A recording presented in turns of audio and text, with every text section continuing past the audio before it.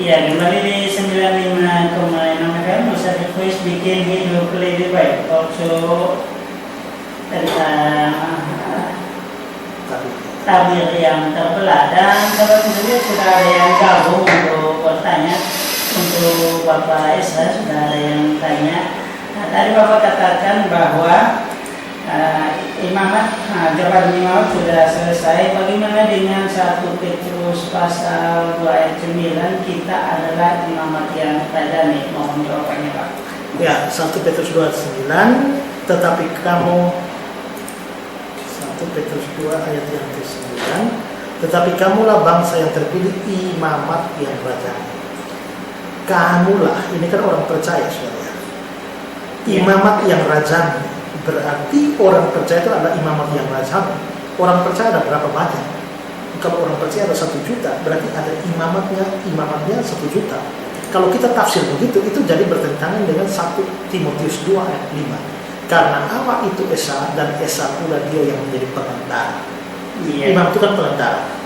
Jadi di sini ayat 1 Timotius 2 ayat 5 menjelaskan bahwa pengantara atau imam itu hanya 1, tidak boleh lebih.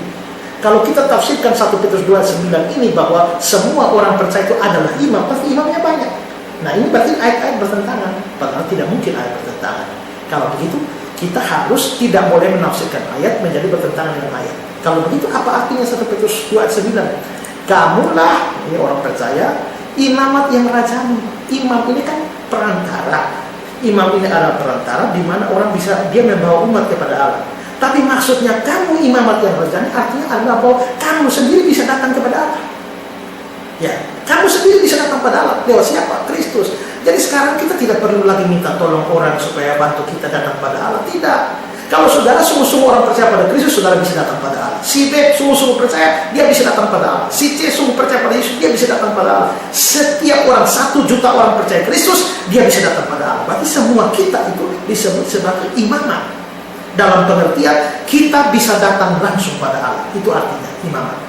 Nah, mengapa sampai disebut rajani?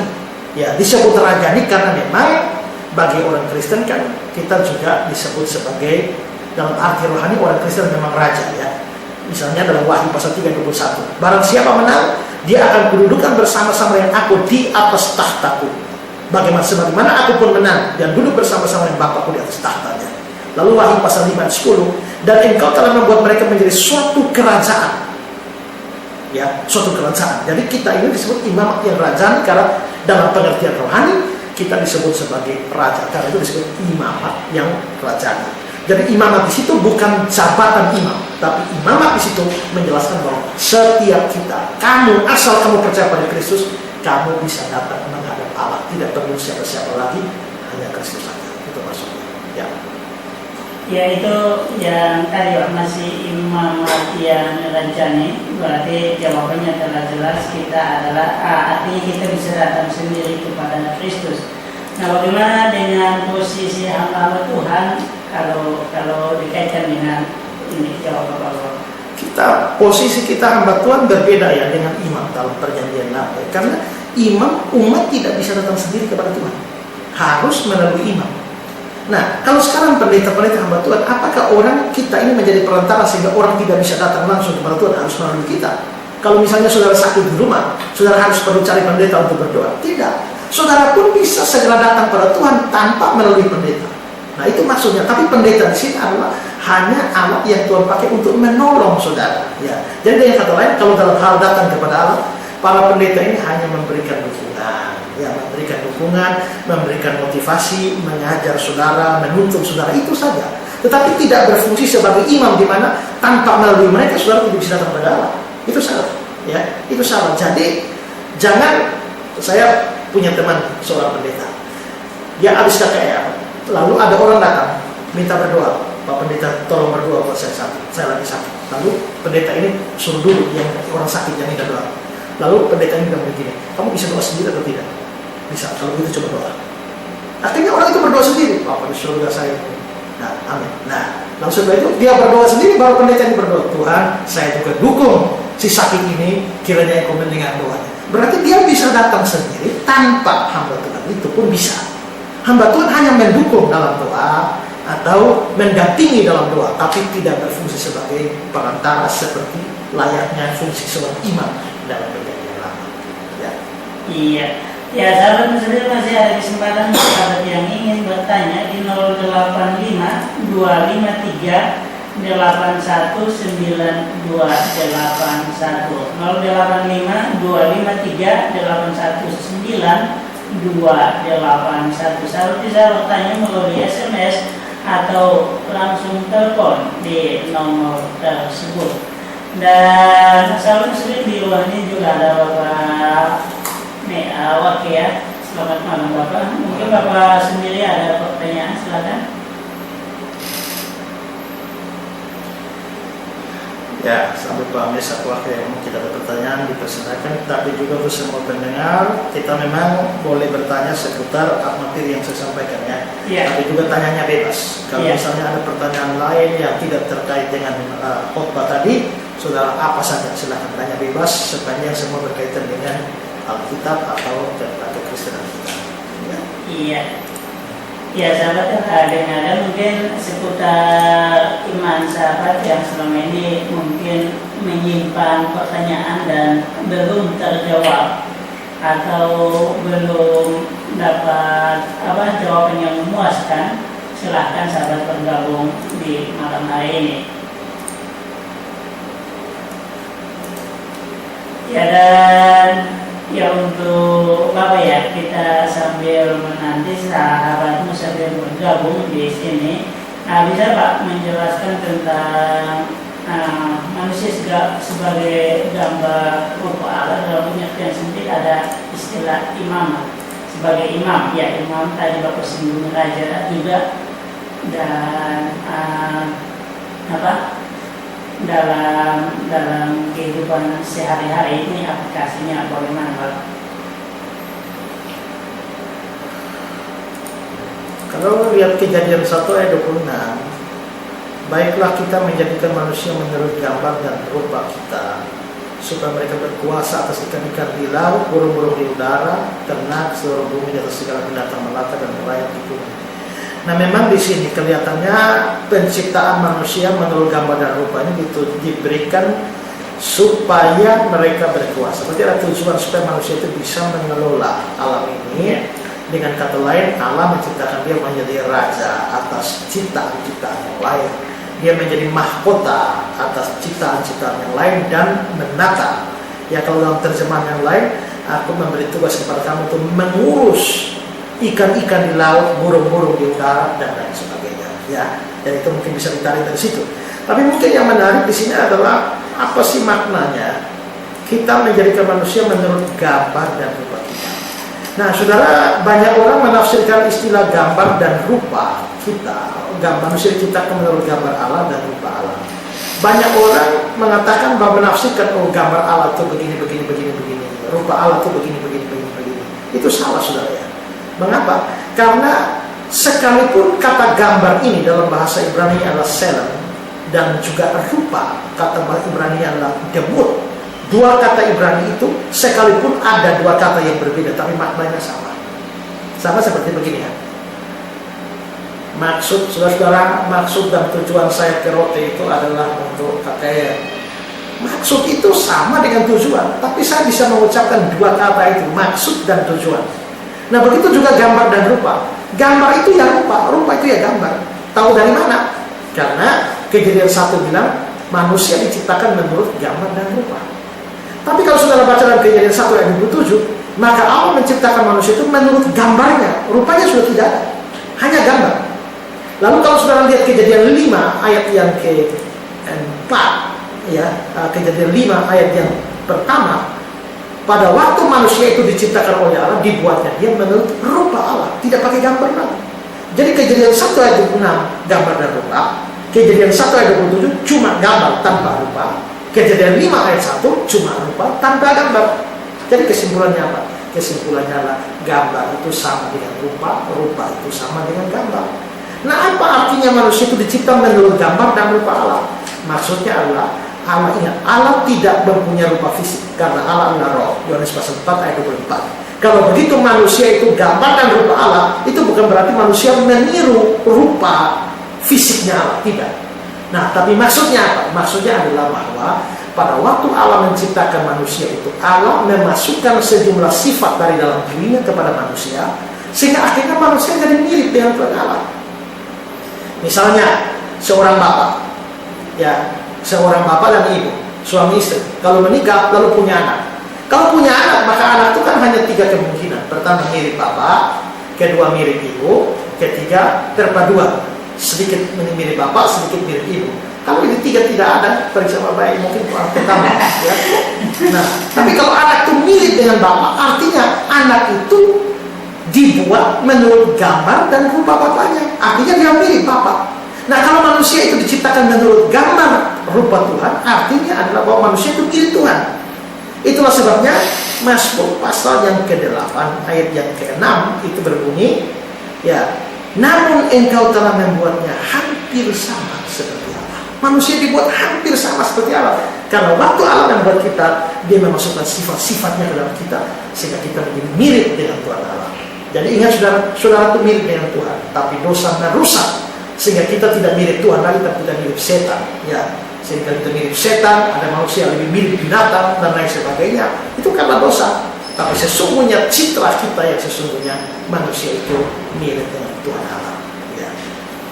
Oke, terima kasih Pak untuk jawabannya. Dan Saudara sendiri rupanya di studio juga sudah ada di luar sana, ada sahabat musafir yang datang langsung untuk dengarkan ya siaran ini. Dan silakan yang di luar kalau mau bertanya melalui kertas bisa ditulis dan dimasukkan di sini, tidak apa-apa. Dan kalau yang di rumah silakan di 085 253 81 9281. Mungkin dari Pak Wake, silakan. Pak Pendeta, kalau kita baca Alkitab itu kan Allah itu Maha Kuasa. Ya. Dia mau buat apa saja bisa. Apapun yang dia mau lakukan bisa. Tapi apakah ada hal yang Allah tidak dapat lakukan? Ya, apa yang tidak bisa dilakukan oleh Tuhan Allah? Mungkin begitu ya Pak? Ya. Oke. Allah itu Maha Kuasa. Maha Kuasa itu artinya bisa bikin segala sesuatu. Apakah Allah ada hal yang tidak bisa Allah lakukan? Ada. Allah tidak bisa melakukan hal-hal yang bertentangan dengan dirinya. Misalnya, kalau begitu saya tanya kepada Bapak-Bapak, apakah Allah bisa gagal? Oh, tidak bisa. Ya, apakah Allah itu bisa berhenti menjadi Allah? Oh, tidak bisa. Apakah Allah itu bisa kalah? Oh, tidak bisa. Apakah Allah itu bisa berbohong? Tidak bisa juga. Mengapa? Karena menjadi kalah atau berbohong atau Allah itu menjadi berhenti bukan Allah, itu semua adalah bertentangan dengan sifat-sifatnya. Jadi tidak bisa dibilang, oh karena Allah itu maha segala sesuatu bisa, maka Allah bisa gagal. Apakah Allah bisa lupa? Tidak bisa. Kenapa? Karena lupa itu bertentangan dengan sifat Allah. Apakah Allah bisa gagal? Tidak bisa, karena gagal itu bertentangan dengan sifat Allah. Jadi Allah Maha Kuasa harus diberi batasan. Dia bisa melakukan apa saja kecuali yang bertentangan dengan diri dan sifat-sifatnya. Itu. Kalau tidak nanti kita bilang Allah bisa gagal, Allah bisa bodoh, Allah bisa lupa, dan Allah bisa ingkar janji dan lain sebagainya. Tidak. Karena semua itu bertentangan dengan diri dan sifat-sifat Allah. Ya. Ya, mungkin ada beberapa di ayat-ayat Alkitab yang biasanya ada kata-kata seperti itu ya, mungkin antropomorfis yang bilang aku melupakan dosa-dosamu dan apa orang terjemahkan Allah bisa lupa. Ya. Mungkin Pak bisa. Kan ada juga kata-kata Allah menyesal, ya kan? Allah akan melupakan dosa-dosa kita. Itu tidak berarti sungguh-sungguh melupakan. Karena kalau sungguh-sungguh melupakan dalam pengertian kita, wah berarti Allah pikun. Pikun. Ya. Nah, demikian juga kalau Allah menyesal, sungguh-sungguh menyesal seperti kita. Orang menyesal itu karena dia tidak tahu. Kalau saya menyesal begini, saya tidak datang di sana. Berarti saya tidak tahu. Kalau saya menyesal begini, saya tidak tahu yang dulu. Ya kan? Kalau saya menyesal begini, maka saya tidak beli motor ini. Berarti dibalik penyesalan itu karena tidak tahu. Tapi kalau Allah bukan Maha tahu. Bagaimana dia sudah tahu segala sesuatu kok bisa menyesal? Nah, itu namanya bahasa antropomorfisme. Anthropos itu artinya manusia, morphe itu artinya digambarkan atau menggambarkan. Jadi anthropomorphs artinya Allah digambarkan seolah-olah manusia. Jadi makanya Alkitab bilang Allah menyesal, Allah menyembahkan. Juga begini ya, Yohanes 4 ayat 24, Allah itu roh. Apa artinya roh? Roh itu artinya tidak bertubuh. Kalau tidak bertubuh berarti Allah tidak punya mata, tidak punya kaki, tidak punya tangan. Tapi kan bukankah ada ayat-ayat yang mengatakan bahwa tangan Allah, kaki Allah, ya, mata Allah, ya, telinga Allah. Itu bukan berarti Allah punya mata, telinga sungguh-sungguh seperti kita. Itu namanya bahasa antropomorfis. Allah digambarkan seolah-olah dia manusia. Kenapa mesti pakai bahasa antropomorfis? Nah, sekarang saya balik tanya. Kalau saudara ngobrol sama anak kecil umur 2 tahun, kira-kira pakai bahasanya siapa? Pakai bahasa standarmu atau pakai bahasa yang saudara turunkan gaya bahasa saudara supaya mirip itu anak? Ya, ada mau main. Nah, bukan berarti saya bisa ngomong begitu, tapi saya terpaksa menurunkan gaya bicara saya supaya anak kecil itu bisa tangkap maksud saya. Kalau saya ngomong pakai standar saya, dia tidak bisa tangkap. Begitu juga ngomong standar Tuhan Allah, manusia tidak bisa tangkap. Maka itu diturunkan dengan menggunakan gambaran manusia supaya kita bisa lebih memahami Allah itu seperti apa. Jadi itu cuma bahasa antropomorfis saja. Ya. Ya, Bapak Kandela, terima kasih untuk penjelasannya.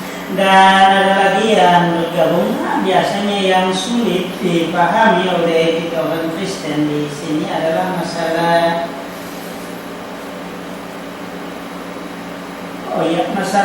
Tritunggal, masalah Allah kita 3 atau 1.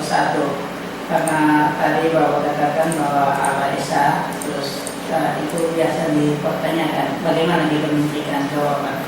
Ya ini susah, ini kira-kira begini, itu sama seperti pelajaran orang kuliah. Ya, kalau kita kadang-kadang banyak orang bertanya, ini sama seperti banyak orang bertanya pelajaran kuliah tapi SD saja belum tamat, itu kan susah. Ya. Nah jadi memang ini sebenarnya pelajaran berat. Juga ada banyak orang beragama lain sering bertanya, lah SD saja belum, mau tanya yang pelajaran orang kuliah, ya susah memang. Nah tapi sekarang gini, saya memberikan gambaran saja bahwa kalau kita membaca ayat Alkitab, kita akan menemukan bahwa ada ayat-ayat yang menyatakan Allah itu esa. Seperti Ulangan 6 ayat 4. Dengar wahai orang Israel, Tuhan itu Allah kita, Tuhan itu esa. Ya. Lalu juga banyak ayat yang lain di dalam PB maupun PL, tidak ada yang seperti dia. Allah itu esa pula dia yang menjadi perantara dan lain seterusnya. Nah, tetapi sementara Alkitab bilang bahwa Allah itu esa, Alkitab juga memberikan gambaran tentang adanya semacam kejamakan tertentu yang dari Allah. Misalnya, kalau kita melihat Kejadian pasal 1 ayat yang ke-26, baiklah kita menjadikan manusia menjadi gambar dan rupa kita. Kita itu berapa? Ya, lebih dari 1 bukan? Lalu Kejadian 11 ayat 7, baiklah kita turun dan mengacau-balaukan bangsa mereka. Lalu Kejadian 3 ayat 22, sesungguhnya manusia itu telah menjadi seperti salah satu dari kita. Nah, kalau begitu kita mau berkesimpulan bagaimana? Nanti di dalam perjanjian baru kita menemukan kok dalam formula yang begitu kudus seperti baptisan, kok 3 nama muncul. Baptislah mereka dalam nama Bapa, Anak, dan Roh Kudus.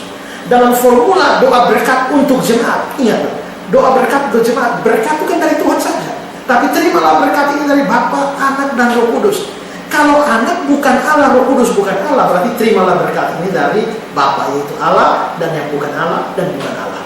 Bagaimana kita menerima berkat dari satu Allah dan 2-nya bukan Allah? Tidak bisa. Nah kalau begitu kita menghadapi suatu 2 data penting. Pertama, ada ayat-ayat yang mengatakan Allah itu esa.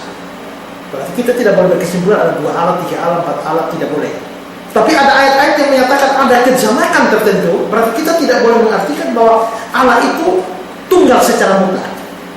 Di dalam bahasa Ibrani ada 2 kata yang sama-sama berarti satu, yaitu ehad.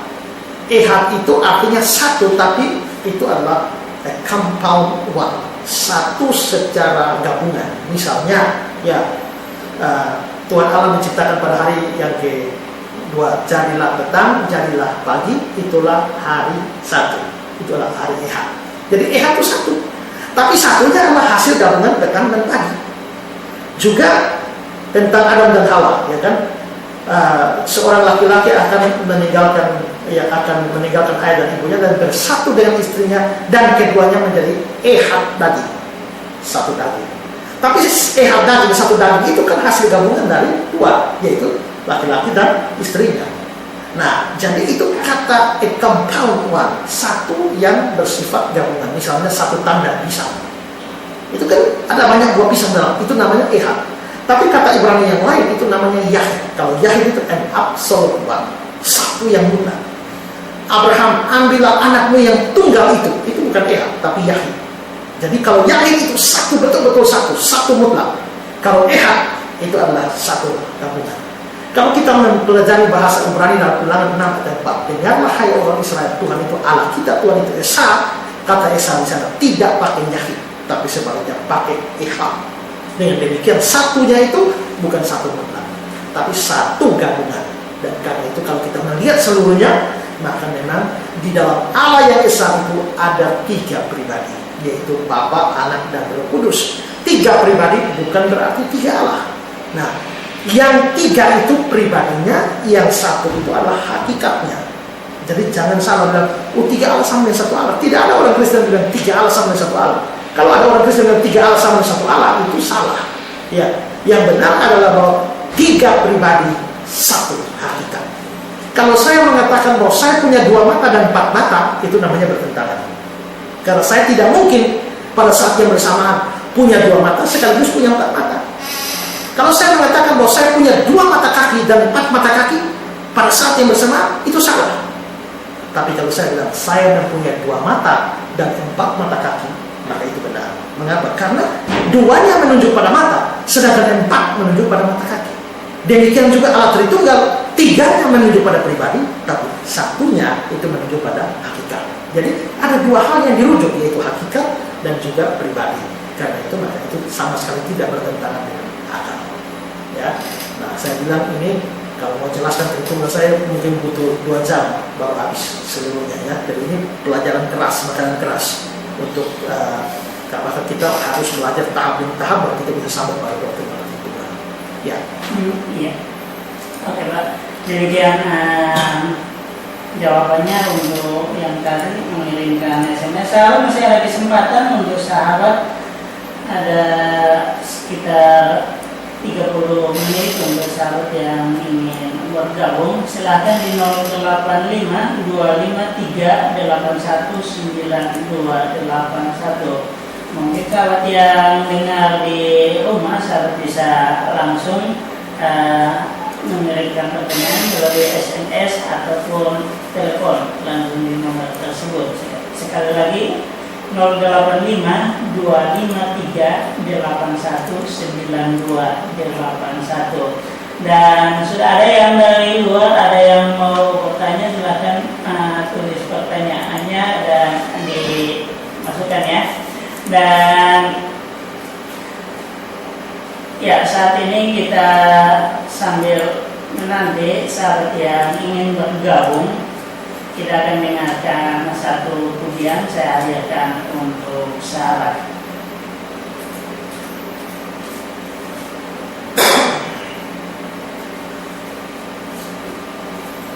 Pulang saya. Ya.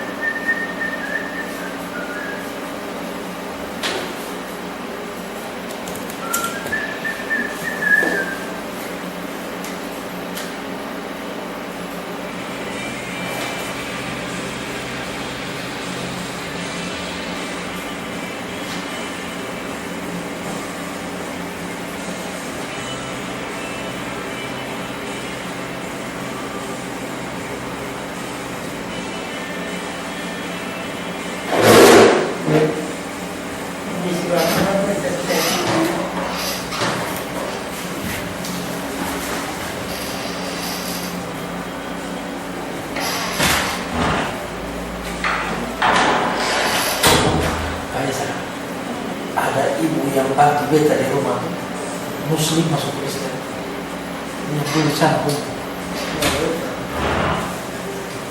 warna tikmat itu majelis.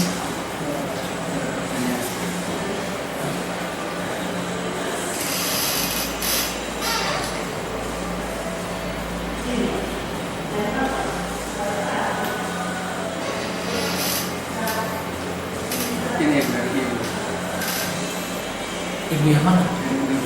Oh, ya ini. Sana Rasulullah. Hah? Oh, ibu muslim itu masuk Kristen. Yang ini, Yang gemuk. bisa ini kerentanya. Yang mana? Yang gemuk itu? Disuruh. Oh, Ada cari. oh. Ibu. Sana harga sepotongnya. Oh. Jadi, Islam. hah? Islam. Masuk itu. Hadis. Depan aja dari mana? Oh. Depan SMA tuh dia. Oh itu. Depan khidmatin.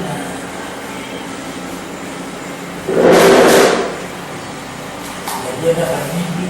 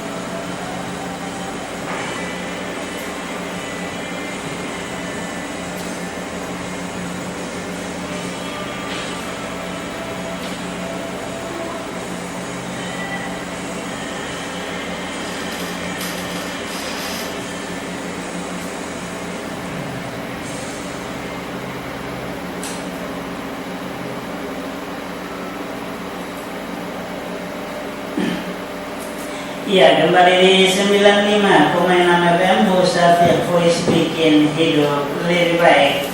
Pak Pendeta masih semangat ya. Ya. Rupanya ada banyak pertanyaan yang masuk dan seharusnya saya akan bacakan beberapa pertanyaan untuk Pak Pendeta. Semoga sahabat yang di rumah pertanyaannya bisa terjawab. Di sini sudah antri ya pertanyaan penanya. Ya, kita mulai dari yang pertama. Bapak saya bacakan semua ya Pak, atau satu persatu? Oke, kita sepakat satu persatu. Salam Pak Pendeta, sekarang orang-orang hidup tidak takut lagi berbuat dosa, tidak merasa malu lagi untuk berbuat dosa, bahkan dengan bergereja dengan bangga menceritakan kejahatannya kepada orang lain. Apakah ini bisa membuat pulau Sabu dikutuk karena dosa-dosa itu? Bagaimana tanggapan Bapak tentang orang-orang yang seperti ini? Ini orang-orang Kristen, Pak? Ya, sekalipun orang-orang Kristen, tapi kalau orang Kristennya belum bertobat, ya memang seringkali banyak berbuat dosa juga. Ya. Iya. Mohon maaf Pak, ini ada yang telepon langsung, kita langsung terima dulu. Oke. Halo, selamat malam.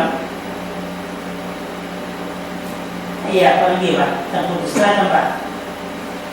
Dilanjutkan jawab tadi yang bangga berbuat dosa terus bangga cerita padahal dia orang Kristen. Jadi menjadi orang Kristen tidak jadi jaminan bahwa sungguh-sungguh Kristen. Ya. Karena seperti saya singgung tadi, bahwa ada banyak orang Kristen juga adalah orang Kristen KTP yang hanya kulit luar saja yang Kristen, tapi hatinya, pikirannya itu tidak Kristen. Dan karena itu maka jangan heran kalau orang bisa senang berbuat dosa, orang bisa bangga dengan dosa-dosanya, ya. Nah, apakah itu bisa membuat Pulau Sabu ini akan dikutuk oleh Tuhan? Nah, saudara, pertanyaan saudara ini mengingatkan saya tentang kota Sodom dan Gomora, ya. Nah, Tuhan begitu banyak keluh kesah orang sampai Tuhan mau menghukum kota Sodom dan Gomora itu, tetapi ada pembicaraan antara Tuhan Allah dengan Abraham, ya. Tuhan Allah dengan Abraham. Nah, Tuhan bilang, Abraham bilang, masakan hakim segenap bumi itu kiranya dijauhkan daripada berbuat ya tidak adil. Di dalam Kejadian pasal 18 ayat yang ke-23, Abraham datang mendekat dan berkata, apakah engkau akan melenyapkan orang benar bersama-sama dengan orang fasik? Bagaimana sekiranya ada 50 orang benar dalam kota itu? Apakah engkau akan melenyapkan tempat itu dan tidakkah engkau mengampuni 50 orang yang ada dalamnya? Jauhlah kiranya padamu untuk berbuat demikian, membunuh orang benar bersama-sama dengan orang fasik. Seterusnya, lalu turun 45, Tuhan bilang, kalau 50 Tuhan tidak hukum. 45, Tuhan tidak hukum. 40 lagi, Abraham tawar terus sampai bawah. Nah, pada akhirnya sampai 10, pada akhirnya, kalau itu berarti sudah bisa bayangkan, kalau ada 50, Tuhan tidak akan hukum kota itu. Kalau ada 40, Tuhan tidak akan hukum kota itu. Bahkan kalau ada 10, Tuhan tidak akan hukum kota itu. Tapi pada akhirnya kan Tuhan hukum. Mengapa Tuhan hukum? Berarti orang benar tidak sampai 10. Iya kan? Orang benar tidak sampai 10. Nah, karena orang benar tidak sampai 10, ya Tuhan selamatkan orang benar itu, yaitu Lot dan ini keluar, tapi sisanya dibinasakan. Nah, sekarang saya tanya, bahwa ada banyak orang berdosa di Sabu ini. Kira-kira di Sabu ini ada lebih dari 10 orang yang masih sungguh-sungguh mengasihi Tuhan? Atau tidak? Ya. Nah, karena itu kalau menurut saya, ya, kalau ada sekalipun ada banyak orang berdosa di sini, tapi ada anak-anak Tuhan yang saya percaya, ada orang-orang yang betul-betul cinta Tuhan di sini. Kita berdoa supaya biarlah Tuhan memberkati pulau ini dan bukan mengutuknya. Karena itu maka yang sungguh-sungguh Kristen harus hidup sedemikian rupa, harus hidup untuk mempermuliakan Tuhan. Dan kalau orang-orang yang tidak cinta Tuhan begitu bersemangat di dalam hidup di dalam dosa, maka kita harus bersemangat dalam hidup takut akan Tuhan. Karena apa? Matius pasal yang ke-5 bilang, kalau orang melihat perbuatanmu, orang akan mempermuliakan Bapamu yang di surga. Iya, jadi apakah diberkatinya satu kota atau dikutuknya satu kota tergantung dari jumlah berapa orang percaya di dalam itu. Ya, itu. bahkan seandainya orang jahat pun, ya, begitu lebih banyak daripada orang benar. Seperti kalau dalam kasus itu misalnya, kalau ada 10 saja, Tuhan tetap tidak. Ya, Ya. berarti Di situ kita bisa lihat bahwa Tuhan menghukum itu karena hampir orang benar tidak ada dalam kota itu sama sekali. Ya. Iya. Ya itu pertanyaan tadi. Terima kasih Pak untuk jawabannya. Dan ya yang sudah melalui SMS ada dari 907 sekian. Selamat malam Pak. Ya ini sudah ada yang telepon. Halo, selamat malam. Halo. Ya, selamat malam. Ya, mohon radionya dikecilkan ya, radionya dimatikan. Ya.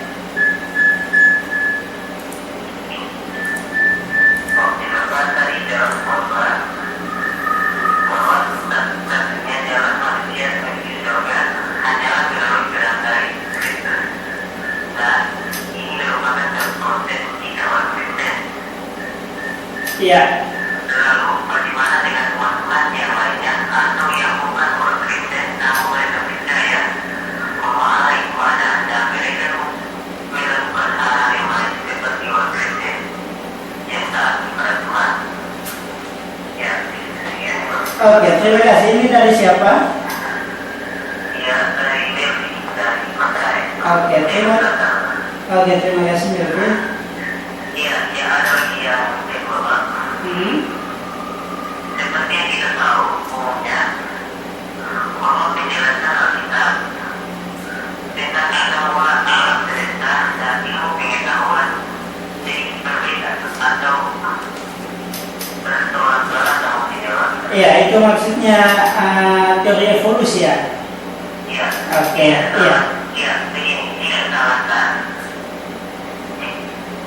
jika seseorang untuk menjadi seorang Kristen yang percaya Alkitab, tapi juga menerima asal-muasal alam menurut ilmu pengetahuan modern. Oke.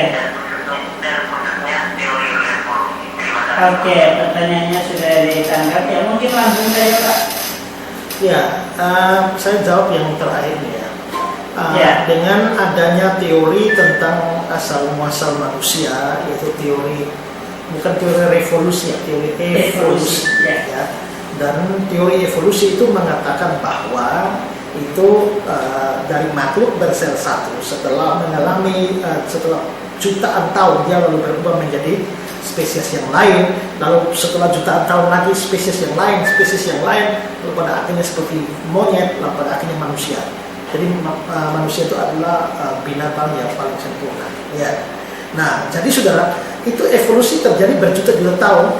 Nah, sekarang saudara, apakah itu dikatakan dari saudara itu ilmu pengetahuan? Apakah itu ilmu pengetahuan? Sayang sekali tidak pernah bisa dibuktikan, karena itu masih hanya hipotesa, ya, atau dugaan saja.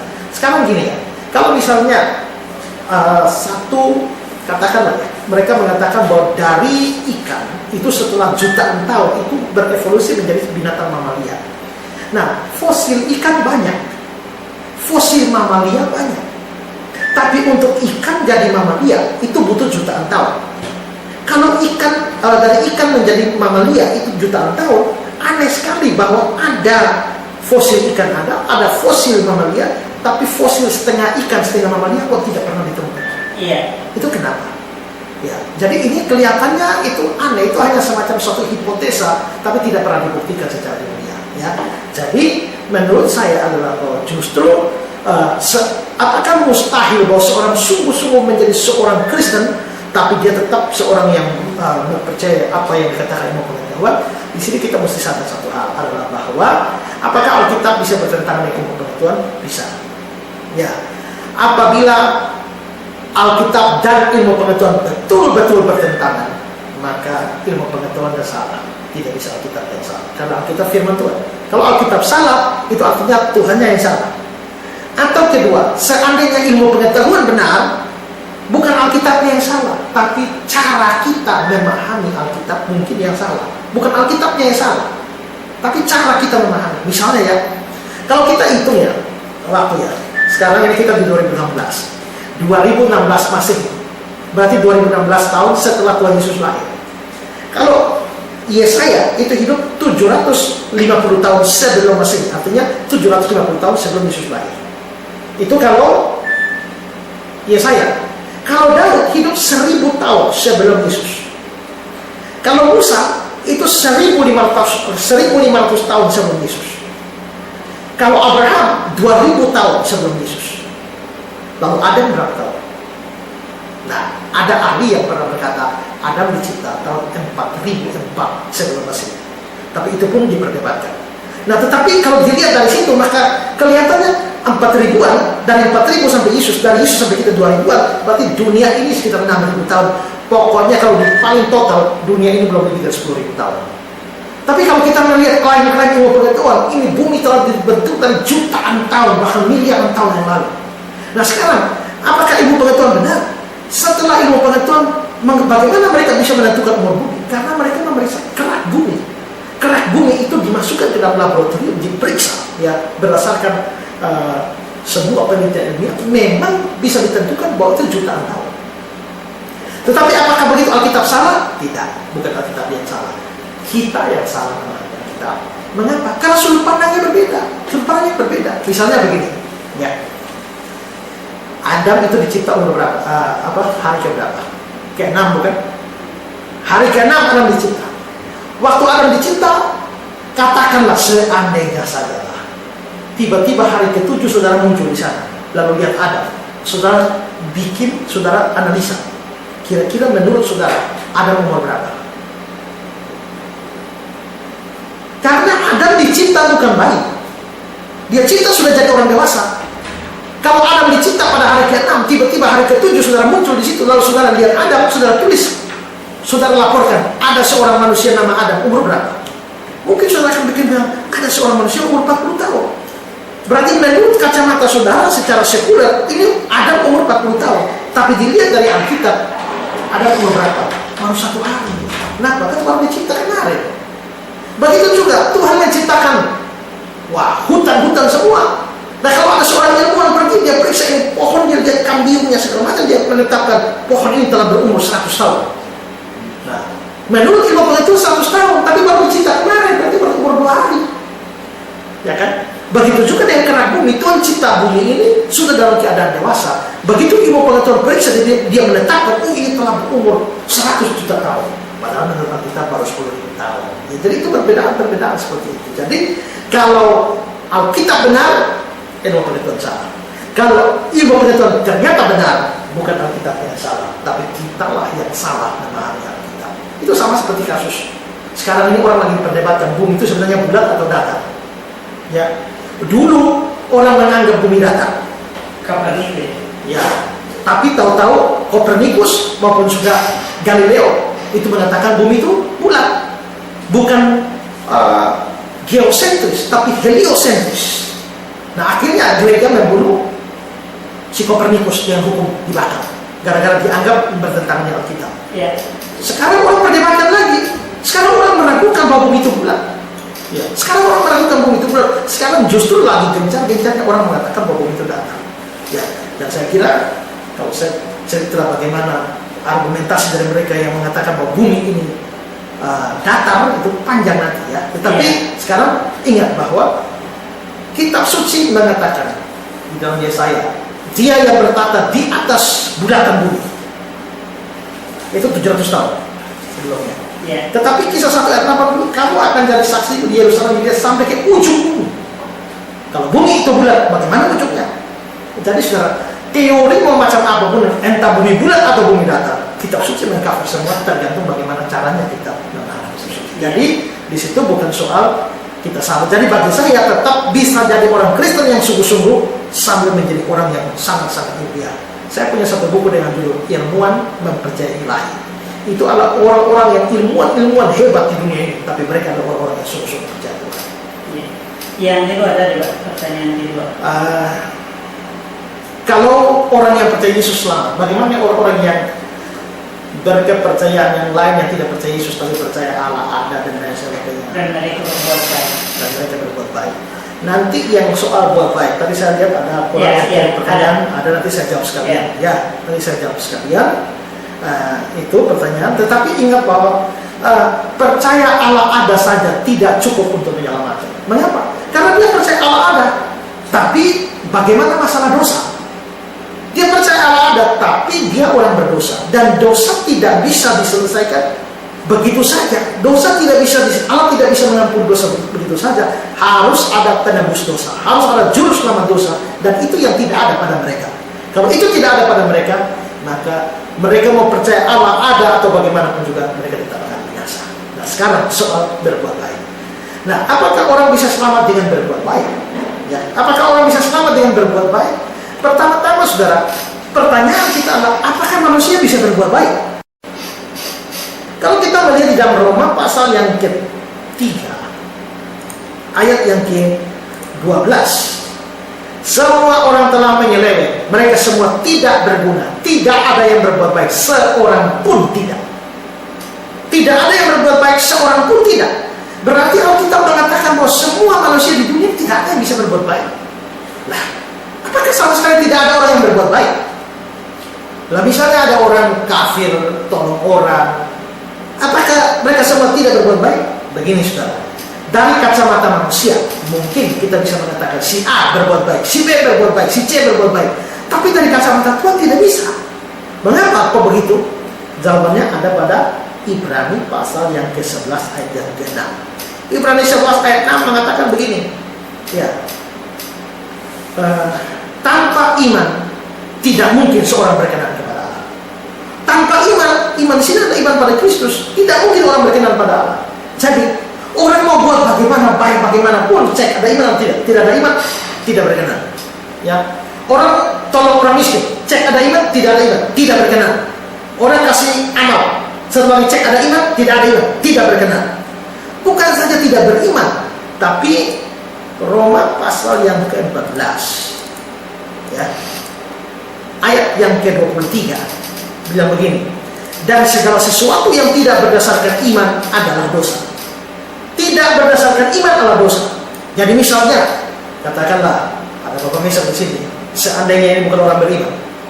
Misalnya Bapak Mesa pergi ke gereja, Tuhan cek ada iman? Tidak ada. Kalau tidak ada iman, waktu pergi ke gereja dosa. Kenapa? Segala sesuatu yang tidak berdasarkan iman dosa. Kasih kolekte, saudara bisa kasih kolekte di gereja, tapi Tuhan lihat ada iman. Ini orang ini kelihatan tidak ada iman, hanya datang gereja tradisi saja, tapi tidak ada iman, tapi kasih kolekte.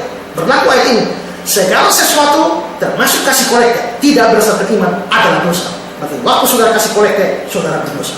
Saudara ikut vokal group, berlaku ayat ini, segala sesuatu yang tidak berdasarkan iman termasuk ikut vokal group adalah dosa. Maka waktu saudara nyanyi vokal group, Tuhan lihat ada iman, tidak ada iman, dosa. Paduan suara, dosa. Kasih persembahan, dosa. Pergi ke gereja, dosa. Berarti saudara berbuat baik juga jadi dosa. Tolong orang juga jadi dosa kalau tidak ada iman. Nah kalau saya tolong orang jadi dosa, mending tidak usah tolong orang. Kalau saya pergi ke gereja jadi dosa, mending tidak usah ke gereja. Kalau saya kasih persembahan jadi dosa, mending tidak usah kasih persembahan. Tapi kalau saudara mau bikin begitu, maka berlaku Yakobus 4 ayat yang ke-17. Jika seorang tahu bagaimana dia harus berbuat baik, tapi dia tidak melakukannya, dia berdosa. Jadi kalau saudara pergi ke gereja tanpa iman, dosa. Tapi tidak ke gereja juga dosa. Kasih persembahan, dosa. Tidak kasih persembahan, dosa juga. Tolong orang, dosa. Tidak tolong orang, dosa juga. Ikut paduan suara, dosa. Tidak ikut paduan suara, dosa juga. Lalu apa yang saudara mesti buat? Tidak ada, semuanya dosa. Jadi bagi orang tidak beriman, itu berapa banyak dosanya? Full. Berapa banyak perbuatan baiknya? No. Tidak ada berbuat baik. Itu sebabnya Roma 3:12, tidak ada orang berbuat baik, seorang pun tidak. Nah kalau berbuat baiknya nol, bagaimana mau selamat dari berbuat baik? Karena perbuatan baiknya sudah tidak ada. Tapi ya seandainya ada, seandainya saja. Kalau memang seandainya ada orang bisa selamat dengan berbuat baik, kira-kira kita bawa perbuatan baik, kira-kira Tuhan Allah menilai perbuatan baik kita itu bagaimana? Yesaya pasal 64 ayat 6. Demikianlah kami sekalian seperti seorang najis, segala kesalehan kami seperti kain kotor. Segala kesalehan kami, saudara perhatikan, ini bukan sebagian, segala. Jadi kumpul seluruh kesalehan. Ini kesalehan, bukan dosa. Jadi seluruh kebaikan kita kalau dikumpul, suruh Tuhan Allah nilai, Tuhan Allah nilai seperti kain kotor. Kain kotor di sini bukan kain kotor sembarang kain kotor, bukan kain lap di meja, tidak. Kain kotor di sini adalah kain pembalut wanita pada waktu datang bulan. Itu yang dimaksud di sini. Jadi kalau orang mau selamat dengan berbuat baik, itu sama dengan Tuhan, saya mau masuk surga, ini tiketnya pembalut. Saudara gila apa? Ya. Jadi saudara perhatikan, Tuhan begitu suci, Dia tidak bisa disogok dengan perbuatan baik sama sekali. Jadi bagaimana bisa orang bisa selamat dengan berbuat baik? Tidak bisa, sama sekali tidak bisa, mustahil. Dalam Titus pasal 1 ayat yang ke-15 dikatakan begini, bagi orang najis dan bagi orang tidak beriman satu pun tidak ada yang suci. Jadi kalau orang najis, orang tidak beriman, satu pun tidak ada yang suci, semuanya najis. Nah karena itu maka kalau saudara tidak beriman, tidak ada perbuatan baik sama sekali. Jadi kalau saudara berpikir saya mesti pergi ke gereja supaya mati masuk surga, dengar, saudara mati akan masuk neraka. Kalau saudara berpikir saya mesti layani Tuhan supaya mati masuk surga, saudara mati akan masuk neraka. Kalau saudara bilang saya kasih persembahan supaya mati masuk surga, saudara mati akan masuk neraka. Nah terus bagaimana? Caranya adalah saudara orang berdosa. Kristus sudah menebus dosa kita, saudara. Maka saudara harus beriman kepada Kristus itu dulu. Itu cuma-cuma Roma pasal yang ketiga ayat yang ke-24. Ya. Roma 3 ayat yang ke-24 mengatakan, dan kasih karunia, oleh kasih karunia telah dibayar dengan cuma-cuma karena penebusan Kristus. Jadi Kristus menebus, lalu kita percaya kepada Dia, itu cuma-cuma. Kalau kita perlu tambah perbuatan baik kita, namanya bukan cuma-cuma, tapi ini cuma-cuma. Karena itu ayat 27-28. Jika demikian apakah dasarnya untuk bermegah? Tidak ada. Berdasarkan apa? Perbuatan? Tidak, melainkan berdasarkan iman. Karena kami yakin manusia dibenarkan karena iman dan bukan karena melakukan perbuatan. Saudara bisa baca juga di Galatia 2 ayat 16. Itu sama, mengatakan bahwa manusia tidak bisa dibenarkan karena melakukan perbuatan. Jadi saudara, jangan pernah berpikir saya perlu berbuat baik supaya saya selamat. Nanti saudara tidak selamat. Terus bagaimana? Pertama-tama saudara harus beriman. Terima Yesus sebagai Tuhan dan Juru Selamat saudara. Setelah itu saudara diselamatkan. Setelah selamat baru berbuat baik. Ya. Jadi bukan berbuat baik supaya selamat, tapi selamat baru berbuat baik. Saya akan tunjukkan dasarnya. Efesus pasal 2 ayat 8 dan 9. Sebab karena kasih karunia kamu diselamatkan oleh iman. Sudah selamat ya? Oleh iman. Itu bukan hasil usahamu, tapi pemberian Allah. Itu bukan hasil pekerjaanmu, jangan ada orang mengerjakan itu. Jadi selamat karena iman. Bukan hasil usahamu, bukan hasil pekerjaanmu. Selamat ya, sudah selamat. Itu ayat 8 dan 9. Ayat 10. Karena kita ini buatan Allah, diciptakan dalam Kristus Yesus untuk melakukan pekerjaan baik. Berarti selamatnya dulu, baru muncul pekerjaan baik. Bukan pekerjaan baik dulu, baru selamat.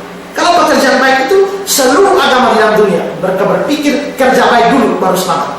Tapi Kristen terbalik. Kita selamat dulu baru kita berbuat baik. Jadi jangan pikir harus buat baik itu selamat. Nanti saudara tidak selamat. Beriman sungguh-sungguh, buka hati saudara terima Yesus sungguh-sungguh. Nanti setelah saudara diselamatkan oleh Kristus, lalu muncullah perbuatan baik setelah itu untuk bersyukur kepada Tuhan, untuk bukti bahwa saudara sungguh-sungguh selamat. Itu muncul perbuatan baik.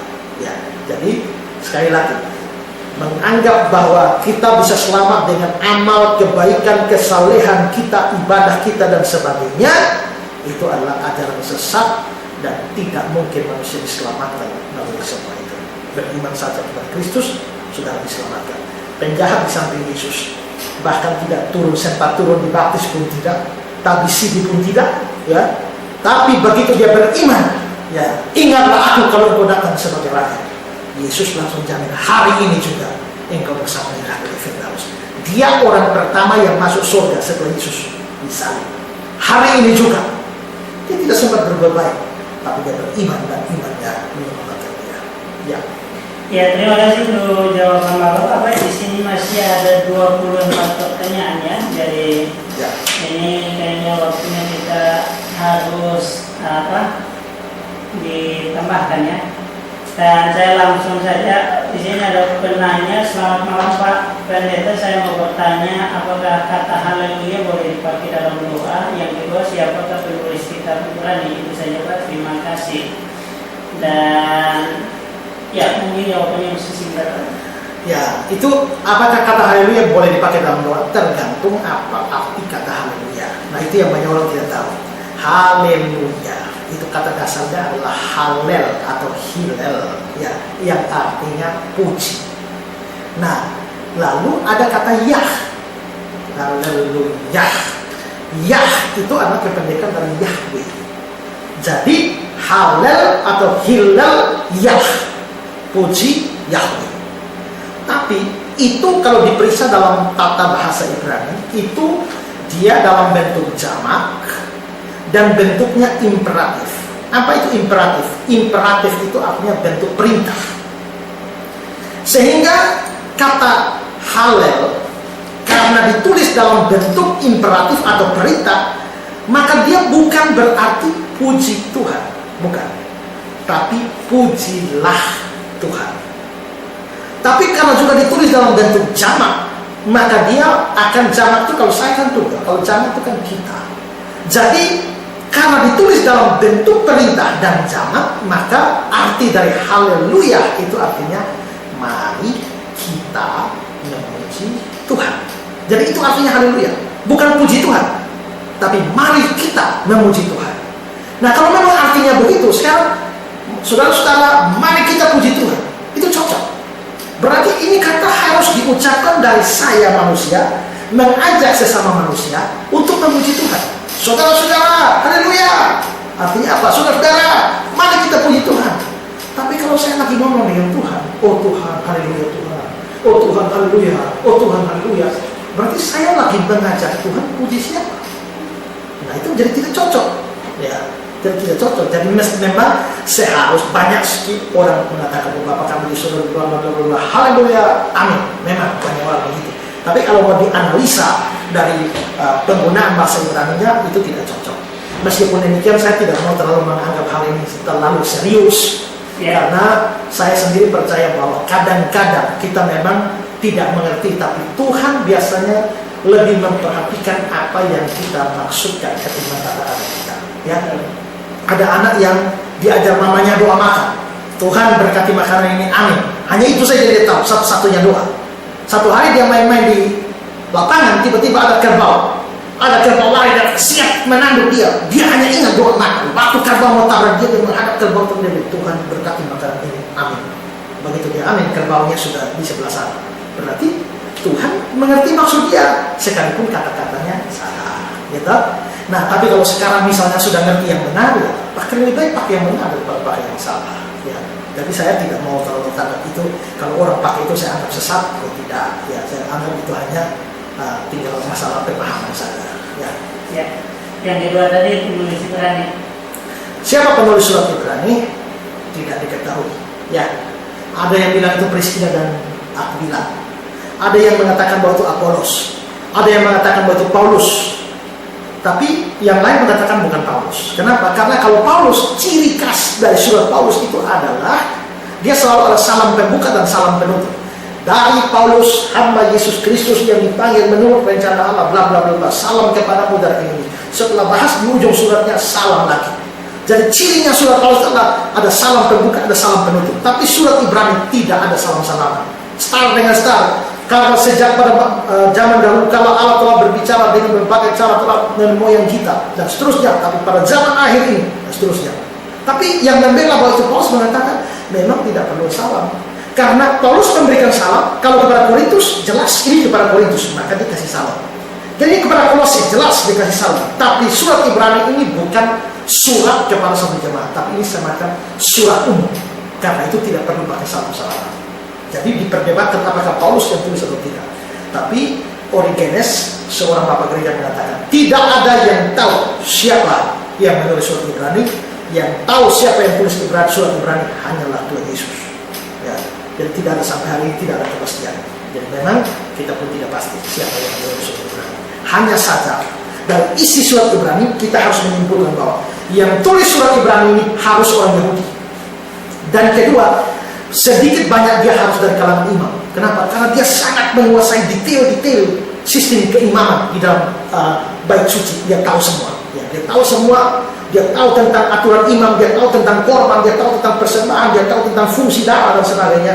Berarti dia harus dari kalangan imam yang sangat mengerti tentang semua itu. Ya, siapa dia? Nanti sampai surga baru kita tanya saja. Iya, oke.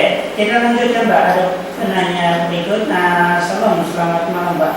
Mau tanya tentang baptisan. Nah ini masalah baptisan selam dengan baptisan percik beda atau sama, dan baptisan dapat menyelamatkan kita.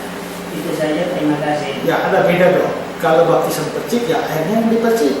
Kalau baptisan selam ya orang memasukkan ke air, itu bedanya. Ya, selesai kalau itu, ya kan? Ya. Nah, tapi apakah dapat menyelamatkan? Tidak, baptisan tidak menyelamatkan.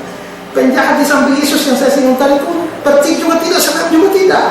Tapi imannya yang menyelamatkan. Jadi baptisan hanya sebagai tanda. Seringkali orang bertengkar mana yang lebih alkitabiah, percik atau selam. Sebagian yang benar itu selam, percik tidak alkitabiah. Ya.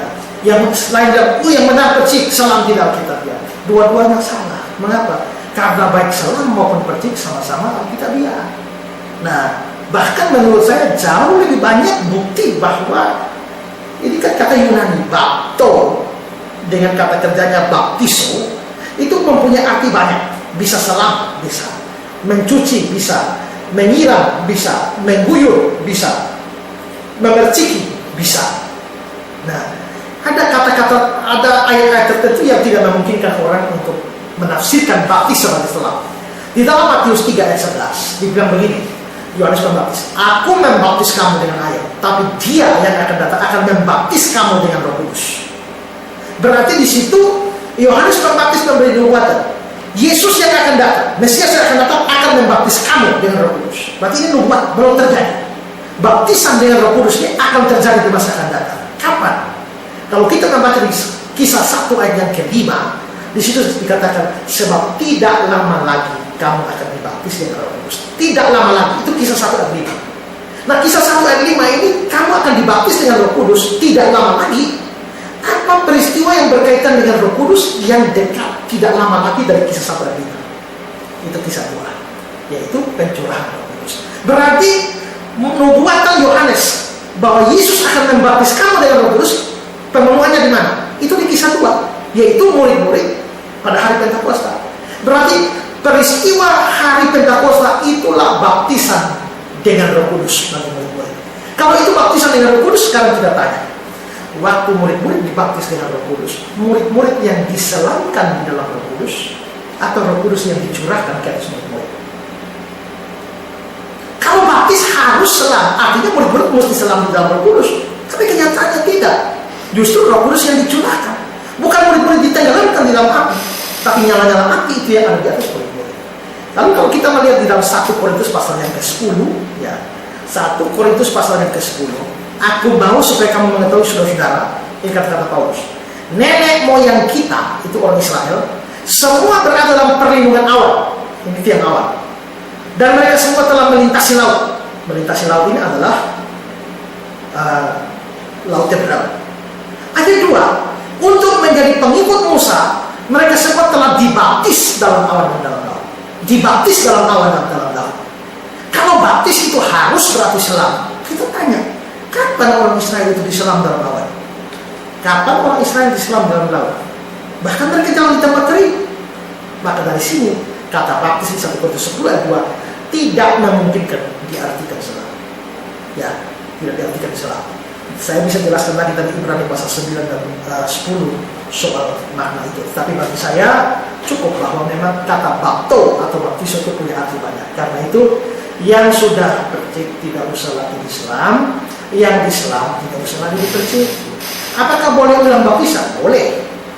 Asal dalam 3 kasus baptisan boleh diulang. Pertama, kalau baptisnya tidak dalam nama Tritunggal, boleh diganti baptis. Kedua, kalau yang baptis itu dibaptis oleh gereja yang tidak percaya Allah Tritunggal, misalnya Saksi Yehova. Saksi Yehova tidak percaya Allah Tritunggal, tapi membaptis orang dalam nama Bapa, Anak dan Roh Kudus. Padahal secara doktrinal Saksi Yehova tidak percaya Tritunggal. Kalau begitu, mesti dibaptis lagi. Ketiga, kalau orang itu dibaptis tidak pakai air. Pernah terjadi dalam sejarah gereja, di padang gurun orang tidak ada air minum pun susah, akhirnya dibaptis pakai pasir. Ya, nah itu mesti dibaptis ulang karena air itu kan simbol penyucian. Kalau pakai pasir itu simbol apa? Simbol kekotoran malah ya. Nah, jadi itu dalam 3 kasus itu perlu dibaptis ulang. Tapi kalau hanya soal cara percik dan selam, menurut saya tidak perlu diulang. Ya. Oke. Nah, terima kasih Bapak untuk pertanyaannya. Ini memang sudah jam 9, tetapi kita lanjut kalau masih penanya masih menunggu di sini dan mereka pasti menunggu. Kalau begitu saya jawab pendek-pendek ya. Iya, betul. Nah, kita langsung saja sebelum Bapak Pendeta, saya Ellen mau bertanya, mau penjelasan mengenai bahasa roh. Terus kedua, apakah selamat karena iman atau iman dan perbuatan? Karena banyak pendeta lebih pada iman plus perbuatan. Itu saja. Saya jawab yang dua tadi dulu ya. Ya. Galatia pasal 2 ayat 16.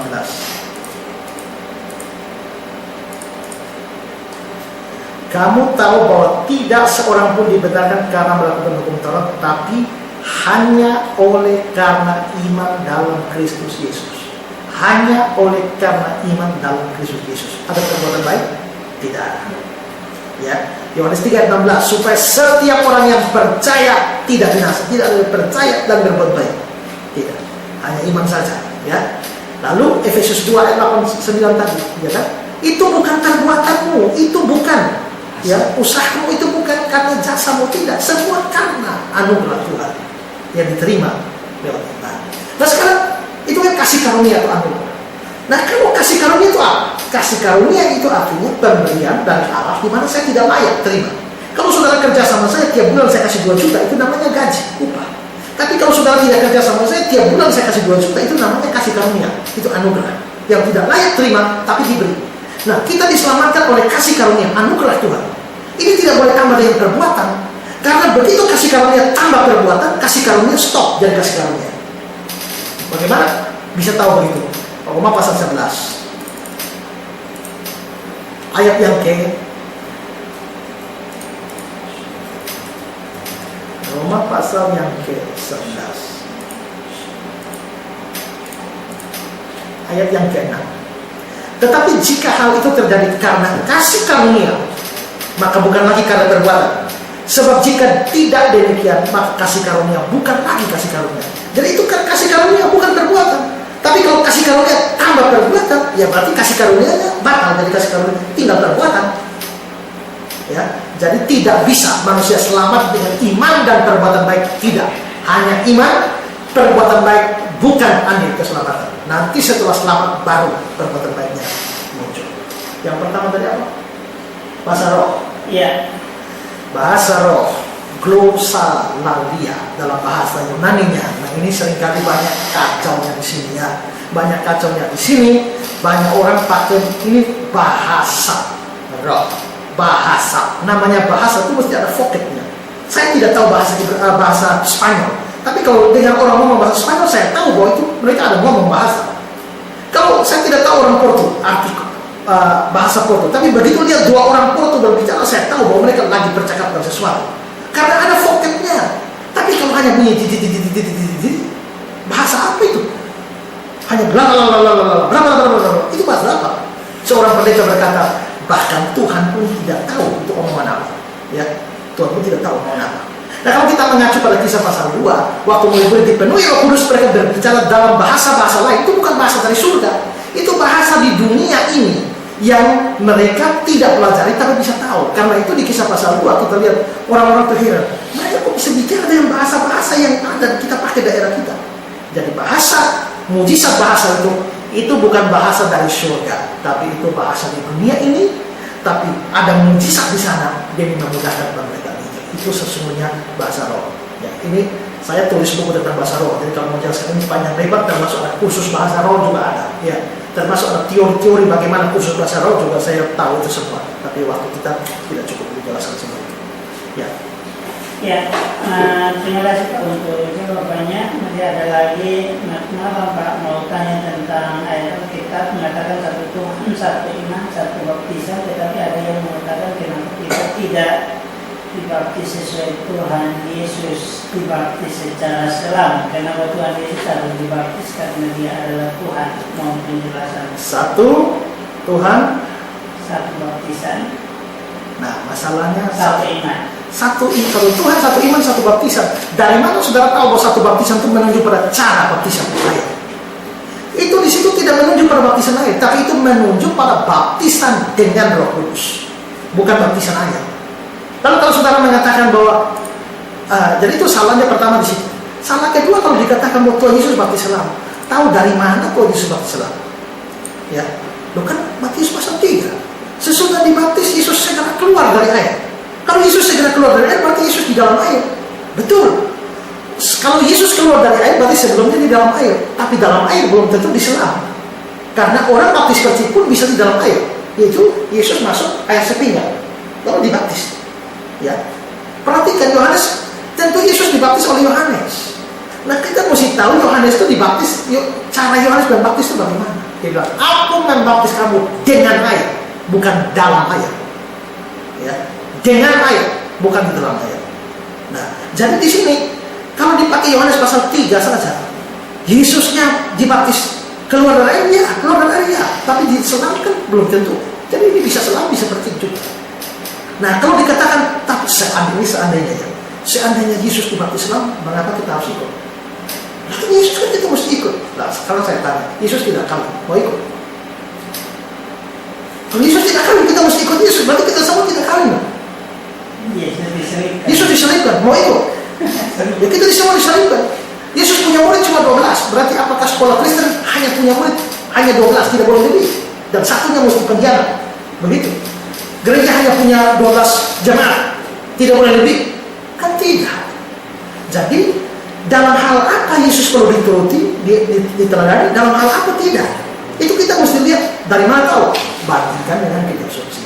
Yesusnya rajin memberitakan Injil. Apakah ada perintah kitab suci kita rajin memberitakan Injil? Ada. Kalau begitu dalam hal penginjilan, Yesus jadi teladan. Yesusnya rajin berdoa. Apakah ada perintah supaya kita rajin berdoa? Ada. Kalau begitu dalam hal doa, Yesus jadi teladan.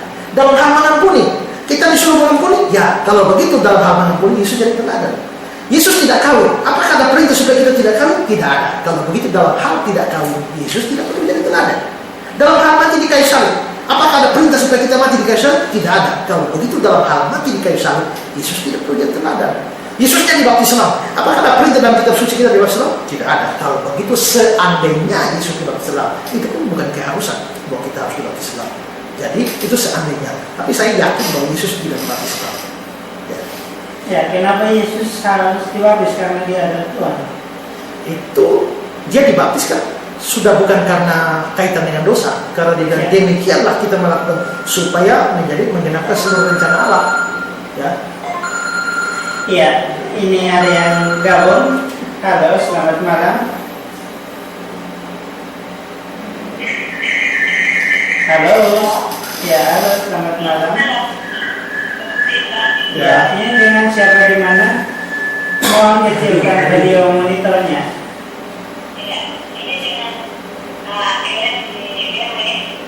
Iya, silakan. Saya mau bertanya kepada Bapak Ika, bagaimana dengan darah binatang? Apakah kita waktu itu boleh makan darah? Begitu dengan darah hewan gitu yang dibunuh, apakah boleh dimakan gitu Pak? Oke. Dalam perjanjian lama tidak boleh. Satu dulu. Iya, harus ada. Bagaimana dengan hari Sabat yang ada perbedaan, ada orang yang beribadah di hari Sabtu dan ada yang di hari Minggu. Kira-kira mana yang betul ya, Bapak? Saya bisa tolong dijelaskan supaya saya juga bisa mengerti. Oke, makasih. Ya, terima kasih. Ya, larangan makan darah jelas ada dalam perjanjian lama. Karena itu kalau di dalam perjanjian lama kita tidak boleh makan darah. Tapi kita mesti tahu mengapa sampai di dalam perjanjian lama ada larang makan darah. Karena darah itu dianggap kehidupan dan darah binatang itu dipersembahkan sebagai korban untuk Tuhan. Karena itu maka kamu jangan makan darah. Kalau kamu makan darah sama dengan kamu ambil bagiannya Tuhan. Nah, tapi seperti saya bilang tadi Ibrani 10:1, semua itu hanya bayangan. Nah, bayangan itu adalah Kristus. Maka setelah Kristus datang mengorbankan darahnya, maka kita tidak perlu darah binatang lagi. Kalau tidak perlu darah binatang lagi, ya sekarang mau makan terserah. Jadi itu tidak berlaku lagi. Makanya Efesus 2:15 bilang, dengan matinya dia sebagai manusia, dia membatalkan hukum Taurat dan semua ketentuannya.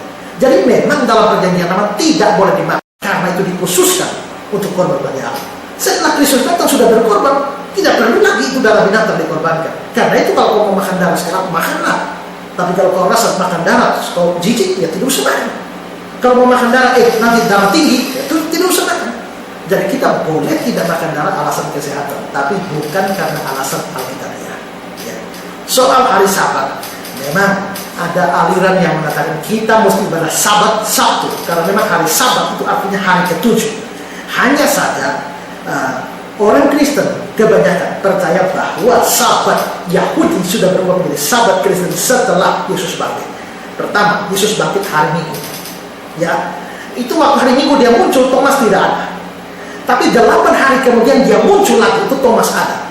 Nah, mengapa sampai Tuhan Yesus tidak muncul pada hari Selasa, Rabu, Kamis, Jumat, tapi 8 hari kemudian baru muncul lagi? Berarti dalam era kebangkitan, Tuhan Yesus muncul 2 kali dan dua-duanya hari Minggu. Para penafsir Kristen mengatakan bahwa dia sengaja menunda kedatangannya pas Minggu untuk menegakkan hari Minggu. Berikut, hari Pentakosta itu jatuh pada hari Minggu. Dan ingat bahwa gereja Kristen berdiri itu pada hari Pentakosta. Ya, jadi dengan hari Pentakosta itu hari ulang tahun gereja dan itu jatuh pada hari Minggu. Ketiga, kalau kita melihat di dalam catatan kitab suci, maka kita akan melihat bahwa gereja perdana itu sudah mulai berbakti pada hari Minggu. Misalnya di dalam Kisah Para Rasul pasal 20 ayat yang ke-7. Pada hari pertama dalam minggu itu, ketika kami berkumpul dan memecah-mecahkan roti. Nah, ada penafsir mengatakan memecah-mecahkan roti ini perjamuan kudus. Tapi itu terjadi pada hari pertama dalam minggu itu. Lalu 1 Korintus 16 ayat yang kedua. Pada hari pertama dari tiap-tiap minggu, hendaklah kamu masing-masing sesuai dengan apa yang kamu peroleh, menyisihkan sesuatu dan menyimpannya di rumahmu. Nah, kata di rumah ini dalam teks asli tidak ada, sehingga mestinya menyimpan, bukan di rumah. Nah, tapi itu terjadi pada hari pertama tiap-tiap minggu. Berarti ada pertemuan rutin setiap hari minggu. Lalu, sejarawan Kristen yang namanya Pilsaf dalam bukunya History of the Christian Church, dia mengatakan bahwa pada abad yang kedua, seluruh gereja Kristen sudah meninggalkan Sabat Yahudi dan berbakti pada hari Minggu yang disebut sebagai Hari Tuhan. Ya, Hari Tuhan itu namanya Tuhan, Hari Tuhan. Kuriake Hemera di dalam bahasa Yunani, atau hari Tuhan itu nanti di dalam bahasa Portu itu menjadi Domingo. Domingo itu makanya orang nama Domingus itu artinya itu Tuhan itu. Ya. Nah, maka dari Domingo itu menjadi Minggu. Maka Minggu itu adalah hari Tuhan. Ya, hari Tuhan. Karena itu maka seluruh gereja Kristen sudah abad yang kedua tidak ada lagi beribadah pada Sabat Yahudi, semua Sabat Kristen, yaitu hari Minggu. Nah, itu menurut Pilsaf tidak memungkinkan kalau hanya sebagian rasul yang mengubah, tapi seluruh rasul itu melakukan. Tidak mungkin seluruh rasul melakukannya kalau bukan amanat dari Kristus. Ya, Ya, kalau Domingo Pak, orang Samuel Mahari Pak. ya, yang hari Minggu. Ya, itu Pak. Nah, masih ada lagi Pak. Ini tadi. Ini penting Pak, tentang apa? Bapak Pendeta tadi bilang kita bisa langsung ke hadapan Allah, tetapi di Sabu ada satu aliran kepercayaan Trinitio percaya bahwa mereka langsung berhubungan dengan Allah, tapi juga Kristus ya, dengan Allah Bapa. Jadi mereka tidak perlu lewat Yesus pun dosanya. Yang begini aliran kepercayaan yang sampai sekarang masih kental di sini Pak. Ya, itu kan menurut mereka. Ya. Tapi dalam kebenaran sudut pandang kita mustahil. Ya, mustahil. Yesaya pasal yang ke-59.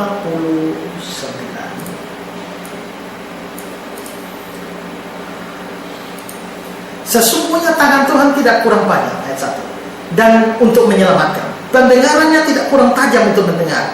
Tapi yang merupakan pemisah antara kamu dan Allahmu ialah segala kejahatanmu.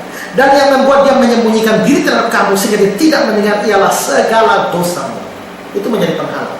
Dosa menjadi penghalang manusia datang pada Allah. Nah, mengapa kok kita bisa datang pada Allah melalui Kristus? Karena Kristus sudah menanggung dan menyingkirkan dosa. Tapi mereka yang tidak disingkirkan dosanya, bagaimana mereka bisa datang kepada Allah? Itu orang Hindu mengatakan begitu, tapi orang agama lain juga berpikir begitu kan? Mereka teriak-teriak Allah, kan mereka berpikir bahwa langsung datang pada Allah bisa. Tapi dari sudut pandang kita mustahil. Ya, Allah, dengar kalimat saya ini, Allah hanya mau ditemui oleh mereka yang datang kepadanya melalui anaknya. Kalau tidak, tidak ada. Ya. Iya. Barang siapa menerima anak, dia terima hidup. Barang siapa tolak anak, dia tidak memiliki hidup. Oke, terima kasih Pak untuk jawabannya. Dan masih ada lagi. Nah, mungkinkah seorang untuk menjadi Kristen yang percaya akan Alkitab lalu juga menerima asal-muasal alam menurut ilmu pengetahuan? Ini kayaknya sudah ya? Ya sudah. Ini tadi sudah kita lewati. Bapak Pendeta, saya mau tanya, kenapa banyak orang Kristen sampai sekarang mempersembahkan korban bagi Allah Bapa? Orang Kristen yang mana ya Pak? Ini kurang jelas Pak. Ya, korban. Ini kita lewati karena masih banyak penanya. Ini kurang jelas ya, karena korban apa yang dimaksud? Kita lanjutkan. Saya pernah mendengar ajaran PSK yang mengatakan bahwa hanya iman saja yang menyelamatkan. Lalu bagaimana dengan Yakobus pasal 2 ayat 17? Mohon penjelasan iman tanpa perbuatan adalah mati. Ya, iman tanpa perbuatan adalah mati. Hanya ingat begini, ya, yang dihadapi Paulus dengan yang dihadapi Yakobus itu orangnya berbeda. Pertama, Paulus menghadapi orang-orang yang merasa bahwa dengan taat hukum Taurat mereka bisa selamat. Karena itu Paulus mengatakan, hei, selamat karena iman, bukan karena taat hukum Taurat. Tapi Yakobus menghadapi orang-orang yang berkata, oh selamat saja iman. Kalau itu saya beriman, saya hidup jahat juga tidak apa. Maka Yakobus menghadapi mereka juga sudah, hei, iman kalau tidak ada perbuatan itu mati. Nah, jadi maksudnya apa? Kalau ini kita satukan, maka ini pengertian begini. Saya kasih gambaran saja yang biasa saya berikan ya. Orang sakit, lalu dia minum obat, lalu dia sembuh, lalu dia bisa olahraga. Orang sakit minum obat, sembuh, olahraga. Yang membuat dia sembuh apa? Yang membuat dia sembuh ini minum obat atau olahraga? Yang membuat dia sembuh bukan olahraga. Yang membuat dia sembuh itu adalah minum obat. Tapi apa bukti bahwa dia sudah sembuh? Yaitu bisa olahraga. Kalau dia ngaku saya sudah sembuh, kamu coba olahraga. Waktu dia olahraga mati ayam seperti itu. Kalau begitu kau omong kosong ini. Kau hanya mengaku sembuh, tapi sesungguhnya tidak ada ciri-ciri kau sudah sembuh. Berarti kau omong kosong. Nah, kalau ini saya hentakkan orang berdosa, dia beriman, dia selamat, dia berbuat baik. Yang membuat dia selamat itu apa? Bukan berbuat baiknya. Yang buat dia selamat adalah iman. Tapi apa bukti dia sudah selamat? Yaitu buat baik. Nah, kalau dia mengaku saya sudah selamat, tapi dari zaman dahulu kala cek dan nabok tidak pernah stop juga, ya, semua dosa dia buat. Lalu kita pikir, ini orang mengaku sudah selamat, tapi tidak ada perbuatan baik. Apa buktinya dia selamat? Nah, kalau begitu ini hanya pengakuan. Maka iman tanpa perbuatan adalah mati. Artinya apa? Kau hanya mengaku saja kau sudah selamat, malah omong kosong. Jadi di sini peranan perbuatan baik bukan untuk syarat keselamatan, tapi bukti bahwa sudah selamat. Jadi jangan salah. Ya, jadi bukan selamat karena iman dan perbuatan. Selamat juga beriman dulu, baru selamat. Habis selamat dibuktikan dengan perbuatan. Jadi peranan perbuatan baik adalah bukti keselamatan, bukan syarat keselamatan. Ya. Oke, terima kasih Pak Pendeta. Ini masih ada lagi dari Pak Putri. Selamat malam Bapak Pendeta. Mau tanya penjelasan Bapak Pendeta Esta dalam Kolose 2 ayat 16 hubungannya dengan ibadah pada hari Sabat dan soal makan minum yang dilarang. Ini kayaknya sudah tadi masalah makan darah dengan ibadah hari Sabat. Kita lanjutkan, jika benar agama tidak menyelamatkan, apakah di luar Kristen atau tanpa percaya kepada Tuhan bisa diselamatkan? Minta penjelasan pada Presby Barat di dunia. Betul. Saya ulangi, jika benar agama tidak menyelamatkan, apakah di luar Kristen atau tanpa percaya kepada Tuhan bisa diselamatkan? Tidak bisa. Mengkaitkan agama dengan percaya Yesus. Agama tidak menyelamatkan, yang menyelamatkan Kristus. Tapi semua yang tidak beriman pada Kristus, dia tidak selamat. Ya. Tidak mungkin selamat. Ya, ini kita lanjutkan. Pak Pendeta, di saat hari penghakiman nanti apakah yang Tuhan lakukan terhadap manusia? Terus kedua, apa arti Injil itu kekuatan Allah menurut Roma 1:16-17? Dengan singkat silakan Pak. Apa yang Allah lakukan untuk pada waktu penghakiman? Ya. Bagi orang berdosa, mereka akan menerima hukumannya. Ya, semua orang akan menerima apa yang patut diterima. Tapi bagi orang benar, itu tidak lagi untuk menentukan masuk surga atau tidak masuk surga. Kita sudah masuk surga itu pada saat kita mati. Nah, yang terjadi dalam Matius pasal 25 itu adalah waktu penghakiman terakhir. Dia pisahkan kambing dan domba. Lalu dia bilang kepada para domba ini, waktu aku lapar kau beri aku makan, waktu aku haus kau beri aku minum, waktu aku telanjang kau beri aku pakaian, waktu aku di penjara kau mengunjungi aku. Orang-orang benar itu tanya, Tuhan, kapan kau lapar, telanjang, haus, di penjara? Tuhan bilang, semua yang kau lakukan bagi orang-orang yang terhina yang kamu lakukan untuk aku. Berarti pada penghakiman terakhir itu kita orang benar itu akan diberikan pahala kita. Sekarang ini kita kerja buat Tuhan, tapi upahnya belum terima sekarang. Ya, upahnya diterima di sana. Kalau hari ini Tuhan berkati kita itu hanya percikan-percikan saja, tapi upah sesungguhnya barang siapa yang kasih air segelas saja, air sejuk segelas saja, tidak akan kehilangan upahnya. Dalam persekutuan dengan Tuhan, jerih payahmu tidak lelah, tidak sia-sia. Maka kita nyanyi, kerja buat Tuhan selalu manis. Kita kerja buat Tuhan selalu manis. Ya, ada satu hari nanti seluruh upah kita diberikan pada saat penghakiman terakhir. Ya, tadi kedua. Ya, yang Satunya Roma Pak. Roma pasal 1 ayat 16. Roma 1 ayat 16. Apa arti Injil itu kekuatan Allah? Aku mempunyai keyakinan yang kokoh. Itu sebenarnya terjemahan Profianya tidak begitu dalam bahasa Yunani ya. Dari bahasa Yunani adalah aku tidak malu. Sebab Injil adalah kekuatan Allah. Nah, Injil adalah kekuatan Allah. Ini dalam teks Yunani dunamito theo. Nah, dunamik ini kekuatan, to itu kata bahasa sana, theo itu adalah Allah. Jadi dunamik, saudara kata dunamik ini saudara ingat apa? Dinamik. Dinamik itu untuk apa? Kalau ada bukit batu yang besar, untuk kasih hancur itu pakai dinamik, hancur. Dengan kata lain bahwa bukit batu yang besar, dinamik bisa hancur. Nah, Injil itu adalah dinamik yang Tuhan Allah. Ya, hati yang keras, hancur berdasarkan Injil. Jadi kalau orang sudah dengar Injil, dan kalau kuasa Allah bekerja di sana, maka hati yang sekeras batu pun luluh. Paulus itu kurang jahat apa? Ya, jahatnya luar biasa. Dia mau membinasakan orang percaya, tapi begitu Tuhan muncul satu kali saja, hati yang sekeras batu itu luluh dan akhirnya justru menjadi seorang rasul Kristen. Ya. Ya, ini Pak Pendeta rupanya masih banyak penanya dan sudah 9:24. Saya akan membacakan 5 pertanyaan dengan pertanyaan sini. Dan untuk sahabat yang sudah bertanya tapi belum jawab, besok pagi jam 7 kita akan bersama Pak Esta lagi di sini sebelum berangkat ya. Ya, besok pagi bisa dengarkan ya. Dan ini kita hanya baca 5 penanya ya karena waktu kita ya. Saya langsung bacakan. Selamat malam Pak Pendeta, saya mau bertanya apakah Alkitab yang asli masih ada dan di mana tempatnya? Mohon penjelasan ini dengan indah dari Mesara. Ya, itu saja. Alkitab yang asli itu namanya autograf. Nah, Alkitab yang asli atau autograf ini kebanyakan ditulis dalam satu alat tulis yang namanya papirus. Papirus ini adalah satu jenis kertas yang diolah atau dibuat dari satu tanaman rumput bulu halus yang namanya tanaman papirus yang tumbuh banyak di Mesir dan juga di Syria. Dan itu diolah sedemikian rupa menjadi kertas, lalu ditulislah Alkitab di atas itu. Nah, kira-kira papirus itu modelnya sama seperti kulit kering yang ada di pohon pisang di bagian bawah, tipis sekali. Karena itu mudah rusak. Ya, mudah rusak kecuali dalam kondisi tertentu seperti peninggalan naskah-naskah orang mati.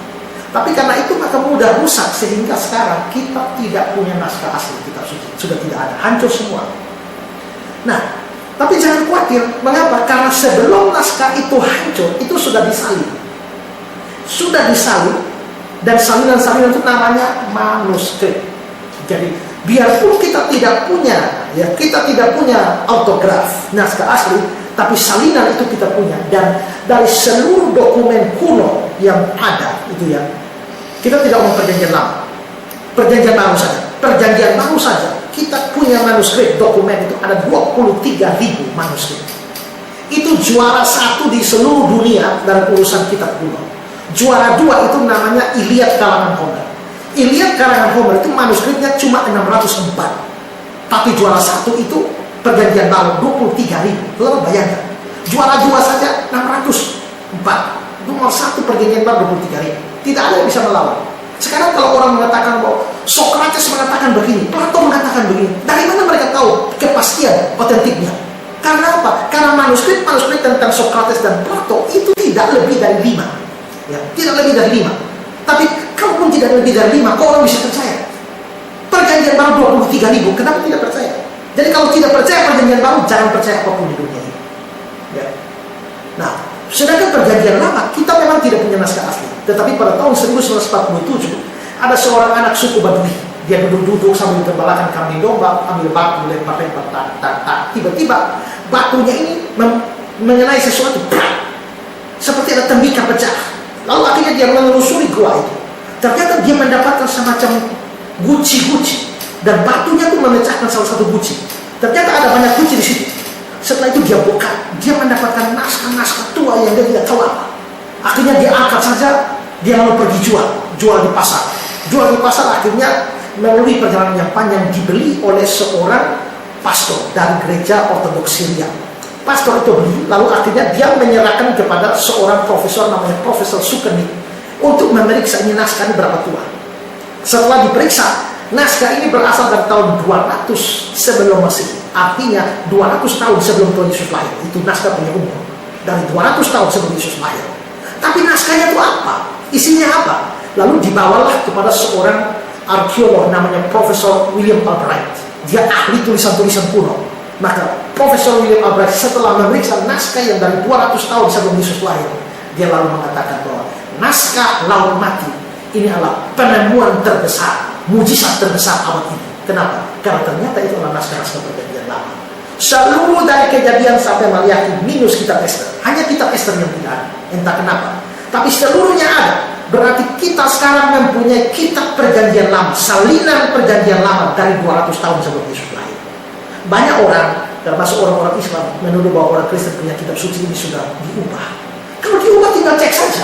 Naskah Laut Mati dari 200 tahun sebelum Yesus dibandingkan dengan sekarang, masih sama atau tidak? Setelah diperiksa, maka tingkat keakuratan 99,5%. Hanya ada selisih 0,5%. Kenapa selisih 0,5%? Karena ada robek-robek. Karena ini naskah ditulis di papirus, robek sehingga lalu akhirnya membuat terjemahannya itu menjadi keliru, khusus ke dalam angka-angka. Tapi seluruh ajaran tidak berubah. Berarti saudara, perjanjian lama kita terpercaya karena ada Dead Sea Scroll, penemuan Laut Mati. Perjanjian baru kita layak dipercaya karena 23.000 manuskrip yang kita punya itu tidak terkalahkan oleh manuskrip kuno di seluruh dunia. Jadi memang naskah asli kita tidak punya lagi, tapi kita tetap bisa dipercaya dengan adanya manuskrip. Ya, ini tentang manuskrip bahwa tadi omongkan Ester, kebetulan ada yang tanya kenapa di dalam kitab Ester tidak ada kata Tuhan. Tidak apa-apa, saya juga tidak tahu ada kenapa tidak ada kata Tuhan. Tapi yang pasti adalah bahwa karya Tuhan ada. Jadi tidak peduli tidak ada kata Tuhan. Yang penting adalah karya Tuhan menunjukkan bahwa tangan Tuhanlah yang menyelamatkan Ester dan bangsa Israel pada waktu itu. Jadi nama Tuhan tidak ada, tapi karya Tuhan ada. Ya, terima kasih untuk jawabannya. 3 dari yang terakhir, Pak. Salam, selamat malam Pak. Saya bahagia sekali bisa bergabung di acara Tanya di Radio Mustafir Voice. Di dalam Alkitab PB ada berkata Yesus dan sanak saudaranya. Pertanyaannya adalah, apakah Yesus punya saudara? Ya, itu kan Matius pasal 13. Ya, itu kan ada saudara-saudara Yesus, ada nama Yakobus, ada nama Yoses atau nama Yuda. Nah, apakah Yesus punya saudara kandung? Nah, ini memang jadi masalah. Kalau saudara tanya kepada orang Katolik tidak ada. Kenapa? Karena orang Katolik kan punya kepercayaan tentang virginitas of Mary, keperawanan Maria. Jadi mereka percaya bahwa Maria itu perawan sebelum melahirkan Yesus. Pada saat melahirkan Yesus pun tetap perawan. Jadi Maria tidak sakit waktu melahirkan. Setelah melahirkan pun Maria tetap perawan. Tapi Kristen tidak. Kristen percaya bahwa Maria hanya perawan sebelum melahirkan Yesus, tapi setelah melahirkan Yesus, Maria kawin biasa dengan Yusuf, jadi suami istri biasa. Nah, kalau kita melihat di dalam Injil Lukas pasal yang kedua, ayat yang ke-7, dan ia melahirkan seorang anak laki-laki. Ini Maria ya. Dia melahirkan seorang anak laki-laki, anaknya yang sulung, yang dibungkus dengan apa? Yesus itu disebut anaknya yang sulung. Kalau Yesus anak sulung, ada anak lain atau tidak? Mestinya ada. Ya. Lalu ada ayat yang lain. Matius 1 ayat 25. Matius 1 mulai ayat 24 ya. Ayat 24-25. Sesudah bangun dari tidurnya, Yusuf berbuat seperti yang diperintahkan malaikat Tuhan kepadanya. Dia mengambil Maria sebagai istrinya, tetapi tidak bersetubuh dengan dia sampai dia melahirkan anaknya laki-laki. Dan Yusuf menamai Yesus. Tidak bersetubuh sampai melahirkan Yesus. Kata sampai di situ artinya apa? Artinya apa? Coba saya kasih contohnya. Libur sampai tanggal 10. Setelah tanggal 10 masih libur? Tidak lagi. Ya, libur sampai tanggal 10 artinya setelah tanggal 10 tidak libur lagi. Nah, tidak bersetubuh sampai melahirkan Yesus artinya setelah melahirkan Yesus dia bersetubuh. Karena itu saya percaya bahwa Yusuf dan Maria itu sebagai suami istri biasa. Dan terus anak-anaknya siapa? Anak-anaknya inilah yang adik-adiknya Yesus. Nah, adik-adiknya Yesus ini yang disinggung di dalam Matius pasal 13 ayat yang ke-55. Bukankah ia ini anak tukang kayu? Bukankah ibunya bernama Maria? Saudara-saudaranya Yakobus, Yusuf, Simon, dan Yudas. Ada 4 laki-laki. Yakobus, Yusuf, Simon, dan Yudas. Lalu ayat 26. Bukankah saudara-saudaranya perempuan semuanya ada bersama-sama dengan kita? Berarti Yesus mempunyai adik laki-laki 4 orang. Lalu adik sejumlah adik perempuan. Tidak tahu berapa orang. Nah, tapi saudara perhatikan adik laki-laki dari Yesus ini. Ada Yakobus, ada Yusuf, ada Simon, ada Yudas. Yusuf dan Simon kita tidak tahu lagi. Tapi Yakobus ini siapa? Yakobus adik Yesus ini, dia yang menulis surat Yakobus. Yang menulis surat Yakobus itu bukan Yakobus sang rasul. Karena Yakobus sang rasul sudah mati di Kisah Rasul 12. Ya. Jadi ini adalah adiknya Yesus. Tapi siapa Yudas ini? Yudas adik Yesus ini, dialah yang menulis surat Yudas. Jadi yang menulis surat Yudas itu bukan Yudas Iskariot. Yudas Iskariot sudah mati. Berarti dari adik-adik Yesus ada 2 orang yang menjadi penulis kitab suci, yaitu Yakobus dan Yudas. Ya, jadi Yesus jelas punya saudara. Ya. Iya. Dan terima kasih Pak Pendeta untuk jawabannya. Ini yang pertanyaan dari sahabat musafir yang ada di studio. Sekarang orang hidup tidak takut lagi buat dosa. Ini tadi sudah. Ini Shalom, selamat malam Pak Pendeta. Saya sering membaca tulisan di Facebook mengatakan untuk orang-orang yang sudah meninggal, jadilah pendoa bagi kami. Bagaimana tanggapan Bapak dari segi Alkitab? Jadi mengharap bahwa orang yang sudah mati mendoakan ya. hidup. Itu ajaran dari mana? Ya. Itu ajaran yang sama sekali tidak Alkitabiah. Alkitab mengajarkan setelah seorang mati putus hubungannya dengan kita jadinya. Ya. Ayub pasal 7 ayat 9 dan 10. Sebagaimana awan lenyap dan melayang hilang, demikian juga orang yang turun ke dalam orang mati tidak akan muncul lagi. Dia tidak akan lagi kembali ke rumahnya dan tidak dikenal lagi di tempat tinggalnya. Lalu Pengkhotbah 9 ayat 5-6. Karena orang-orang yang hidup tahu bahwa mereka akan mati, tapi orang mati tidak tahu apa-apa, tidak ada upah bagi mereka, bahkan kenangan pada mereka sudah lenyap. Baik kasih mereka maupun kebencian, kecemburuan mereka sudah lama hilang. Untuk selama-lamanya tidak ada bahagian mereka untuk segala sesuatu yang terjadi di bawah matahari. Tidak ada hubungan lagi orang yang sudah mati dengan semua yang terjadi di bawah matahari. Nah, karena itu maka dia tidak bisa berhubungan dengan kita yang masih ada di bawah matahari dengan saling berdoa. Tidak bisa. Ya, saudara tidak perlu mendoakan orang yang sudah mati. Kalau mau doakan, doakan selama dia masih hidup supaya dia bertobat. Tapi kalau dia sudah mati, saudara berdoa sampai keringat darah, lutut lubang pun tidak berpengaruh apa-apa. Kenapa? Karena kalau dia sudah di surga, dia tidak butuh doa saudara. Tapi kalau dia sudah di neraka, saudara berdoa macam apapun tidak akan bisa pindahkan dia ke surga. Ya, jadi tidak perlu berdoa untuk orang mati. Ya, dan juga apalagi mengharap bahwa orang yang sudah mati berdoa bagi kita. Itu ajaran agama lain, bukan ajaran kita. Iya. Ya. Yang terakhir Pak, yang paling terakhir. Dalam Keluaran 20 ayat 12 bunyi firman Tuhan demikian, hormatilah kedua orang tuamu supaya lanjut umurmu. Sedangkan saya tidak menghormati orang tua saya dan selalu menyakiti hati mereka, bahkan sampai menjatuhkan air mata daripada kedua orang tua saya. Pak Pendeta, apalagi waktu saya masuk Kristen ikut Yesus. Saya ini awalnya dari Muslim, kedua orang tua saya Haji dan Hajat. Itu yang terakhir Pak. Ya, hormatilah ayah dan ibumu. Suruh hormat orang tua. Tapi harus ingat, ya, kita harus taat orang tua, hormat orang tua, harus. Bagaimana kalau ternyata apa yang orang tua suruh pada kita bertentangan dengan yang Tuhan suruh pada kita?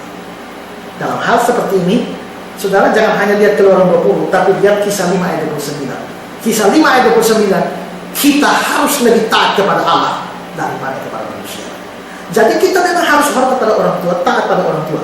Tapi begitu orang tua itu menyimpang dari jalan Tuhan, maka kita punya prinsip harus lebih taat kepada Tuhan daripada kepada orang tua. Nah, soal saudara meninggalkan kepercayaan saudara yang lama, lalu akhirnya orang tua jadi sedih atau bahkan mungkin memusuhi saudara, ya, memusuhi saudara, jangan heran, itu bisa terjadi. Tuhan Yesus sendiri pernah bilang, ya, bahwa Tuhan Yesus bilang dalam Matius pasal yang ke-10, ya, dia bilang begini, ayat 34. Saya baca Matius pasal 10 mulai ayat yang ke-32. Setiap orang yang mengaku aku di depan manusia, aku pun akan mengakunya di depan Bapa di surga. Tetapi barang siapa menyangkal aku di depan manusia, aku juga akan menyangkal di depan Bapa yang di surga. Lalu ayat 34 begini, jangan kamu menyangka aku datang membawa damai di atas bumi. Aku datang bukan untuk bawa damai, melainkan aku membawa damai. Aneh ya.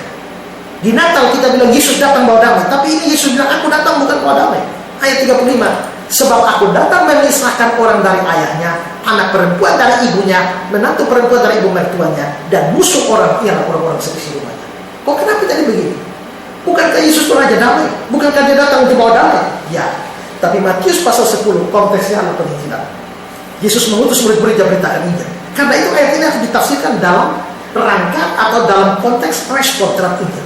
Nah sekarang ayat yang ke-35 begini, sebab aku datang memisahkan orang dari ayahnya. Kenapa memisahkan orang dari ayahnya? Karena mungkin orang itu percaya Yesus tapi ayahnya tidak, ya. Anak perempuan dari ibunya, anak perempuannya setelah dengar Injil percaya, ibunya tidak, maka terpisah. Menantu perempuan dari ibu mertuanya, kenapa? Menantunya percaya Yesus sedangkan ibu mertuanya tidak. Lalu ayat 36, musuh orang ialah orang-orang seisi rumah. Kenapa? Karena sekarang orang-orang yang tidak percaya memusuhi orang yang percaya. Sekarang saya kasih contoh. Misalnya, saudara adalah seorang di dalam agama lain yang begitu taat kepada agama. Saudara disayang oleh papa, disayang oleh mama. Tiba-tiba, jadi saudara sangat disayang. Tiba-tiba saya beritakan Injil pada saudara. Akhirnya saudara percaya Yesus. Begitu saudara percaya Yesus, kira-kira orang tuamu akan membiarkan saudara? Tadinya dia begitu sayang saudara, sekarang dia bisa benci saudara, dia usir saudara dari rumah, keluarkan saudara dari daftar keluarga dan sebagainya, tidak mendapatkan warisan apapun. Berarti sekarang tadinya saudara disayang, sekarang saudara dibenci, dia anggap musuh. Maka ayat 36 terjadi, musuh orang ialah orang-orang seisi rumahnya. Ya, itu terjadi. Nah, tetapi Tuhan Yesus menuntut, kamu harus kasih aku lebih daripada orang tua. Makanya ayat 37, barang siapa mengasihi bapa atau ibunya lebih daripadaku, dia tidak layak bagiku. Barang siapa mengasihi anaknya laki-laki atau perempuan lebih daripadaku, dia tidak layak bagiku. Berarti saya harus ikut Tuhan, sekalipun orang tua benci saya, sekalipun orang tua memusuhi saya harus tetap ikut Tuhan. Dan bagaimana kalau mereka membenci saya? Ayat 38. Barang siapa tidak ikut salib dia dan ikut aku, dia tidak layak. Kalau saya dibunuh bagaimana? Ayat 39. Barang siapa mempertahankan nyawanya, dia akan kehilangannya. Tapi barang siapa kehilangan nyawanya karena aku, dia akan memperolehnya. Jadi tidak usah khawatir, tidak usah rasa cemas kalau memang kita dibenci atau ditolak oleh orang tua, atau rasa bersalah terhadap orang tua. Karena apa? Saudara sedang ikut jalannya Tuhan. Saudara sedang ikut satu-satunya juru selamat yang akan memastikan saudara itu selamat. Dan karena itu jangan pernah menyesal itu. Berdoa supaya Tuhan bisa bekerja supaya membuat orang tua saudara pada akhirnya percaya, sehingga mereka selamat. Kalau mereka tidak percaya, mereka akan binasa. Tapi kita berdoa supaya Tuhan bisa bekerja supaya seperti Tuhan menyelamatkan saudara, dia juga menyelamatkan bapak, mama, saudara-saudara, supaya menjadi orang yang pada akhirnya bersama-sama dengan saudara pergi ke surga. Ya. Oke, terima kasih untuk Pak Pendeta. Malam hari ini telah kita bersama-sama mendengarkan firman Tuhan dan juga pertanyaan-pertanyaan yang sahabat telah ajukan telah dijawab oleh Pak Pendeta. Dan saat ini di studio jam 9.43 kita telah berada di ujung acara malam hari ini, di akhir dari program talk show. Dan sahabat yang mungkin belum sempat pertanyaannya dijawab, sahabat masih diberi kesempatan untuk bisa mengetik pertanyaannya dan kirimkan ke 85 253 819 281. Tapi sahabat, jawabannya akan dijawab besok pagi jam 7. Besok jam 7 pagi kita akan kembali bersama Bapak Pendeta Resta. So, silakan Pak, sebelum Bapak berdoa mungkin ada closing statementnya dan sekalian itu dalam doa. Ya, baik saudara, terima kasih. Saya sangat bersukacita melihat antusiasme saudara juga di dalam memberikan pertanyaan, dan saya tetap berharap bahwa saya tidak tahu juga bahwa apakah RRI sampai di sini kan? Kalau RRI Pro 1 sampai sini saudara bisa mendengarkan saya setiap hari Minggu malam. Hari Minggu malam jam 10 itu khusus sesi terapi RRI Pro 1. Ya, saudara bisa ajukan pertanyaan dan saya masih beberapa hari di saat ini. Nanti kalau ada kesempatan besok pagi di radio kita sambung lagi. Ya, dan juga sahabat, sebelum Pak Pendeta omong, besok jam 9 di Waduala di Gereja Gemini Eklesia, jam 9 sampai setengah 1 ada seminar. Ada seminar di sana dan malamnya ada KKR 2 hari berturut-turut, dan sahabat bisa menyempatkan diri untuk hadir di sana. Di seminar sahabat bisa bertanya langsung, bertatap muka langsung, dan bisa menanyakan pertanyaan-pertanyaan yang mungkin sahabat belum jelas. Dan silakan Pak, lanjutkan. Ya, baik saudara-saudara, kita akan berdoa. Tuhan, terima kasih karena kami telah pakai waktu 2 jam lebih ini untuk belajar firman Tuhan melalui khotbah maupun juga pengajaran. Biarlah apa yang sudah Hamba bagikan boleh menjadi pencerahan, pengertian bagi seluruh yang mendengarkannya. Lebih daripada itu Tuhan, biarlah kami semua menjadi orang yang sungguh-sungguh percaya pada Kristus, bukan karena KTP kami Kristen atau secara tradisi kami Kristen, tapi kami sungguh-sungguh punya Kristus sebagai juru selamat pribadi kami yang menyelamatkan kami dari dosa-dosa kami. Kami kembalikan semua hormat kemuliaan bagi nama Tuhan. Besok pagi masih ada session lagi. Kami berdoa supaya ada kesempatan di mana kami boleh menjawab pertanyaan dan pendengar-pendengar lagi. Kami akhirnya biarlah Tuhan memberkati semua pendengar.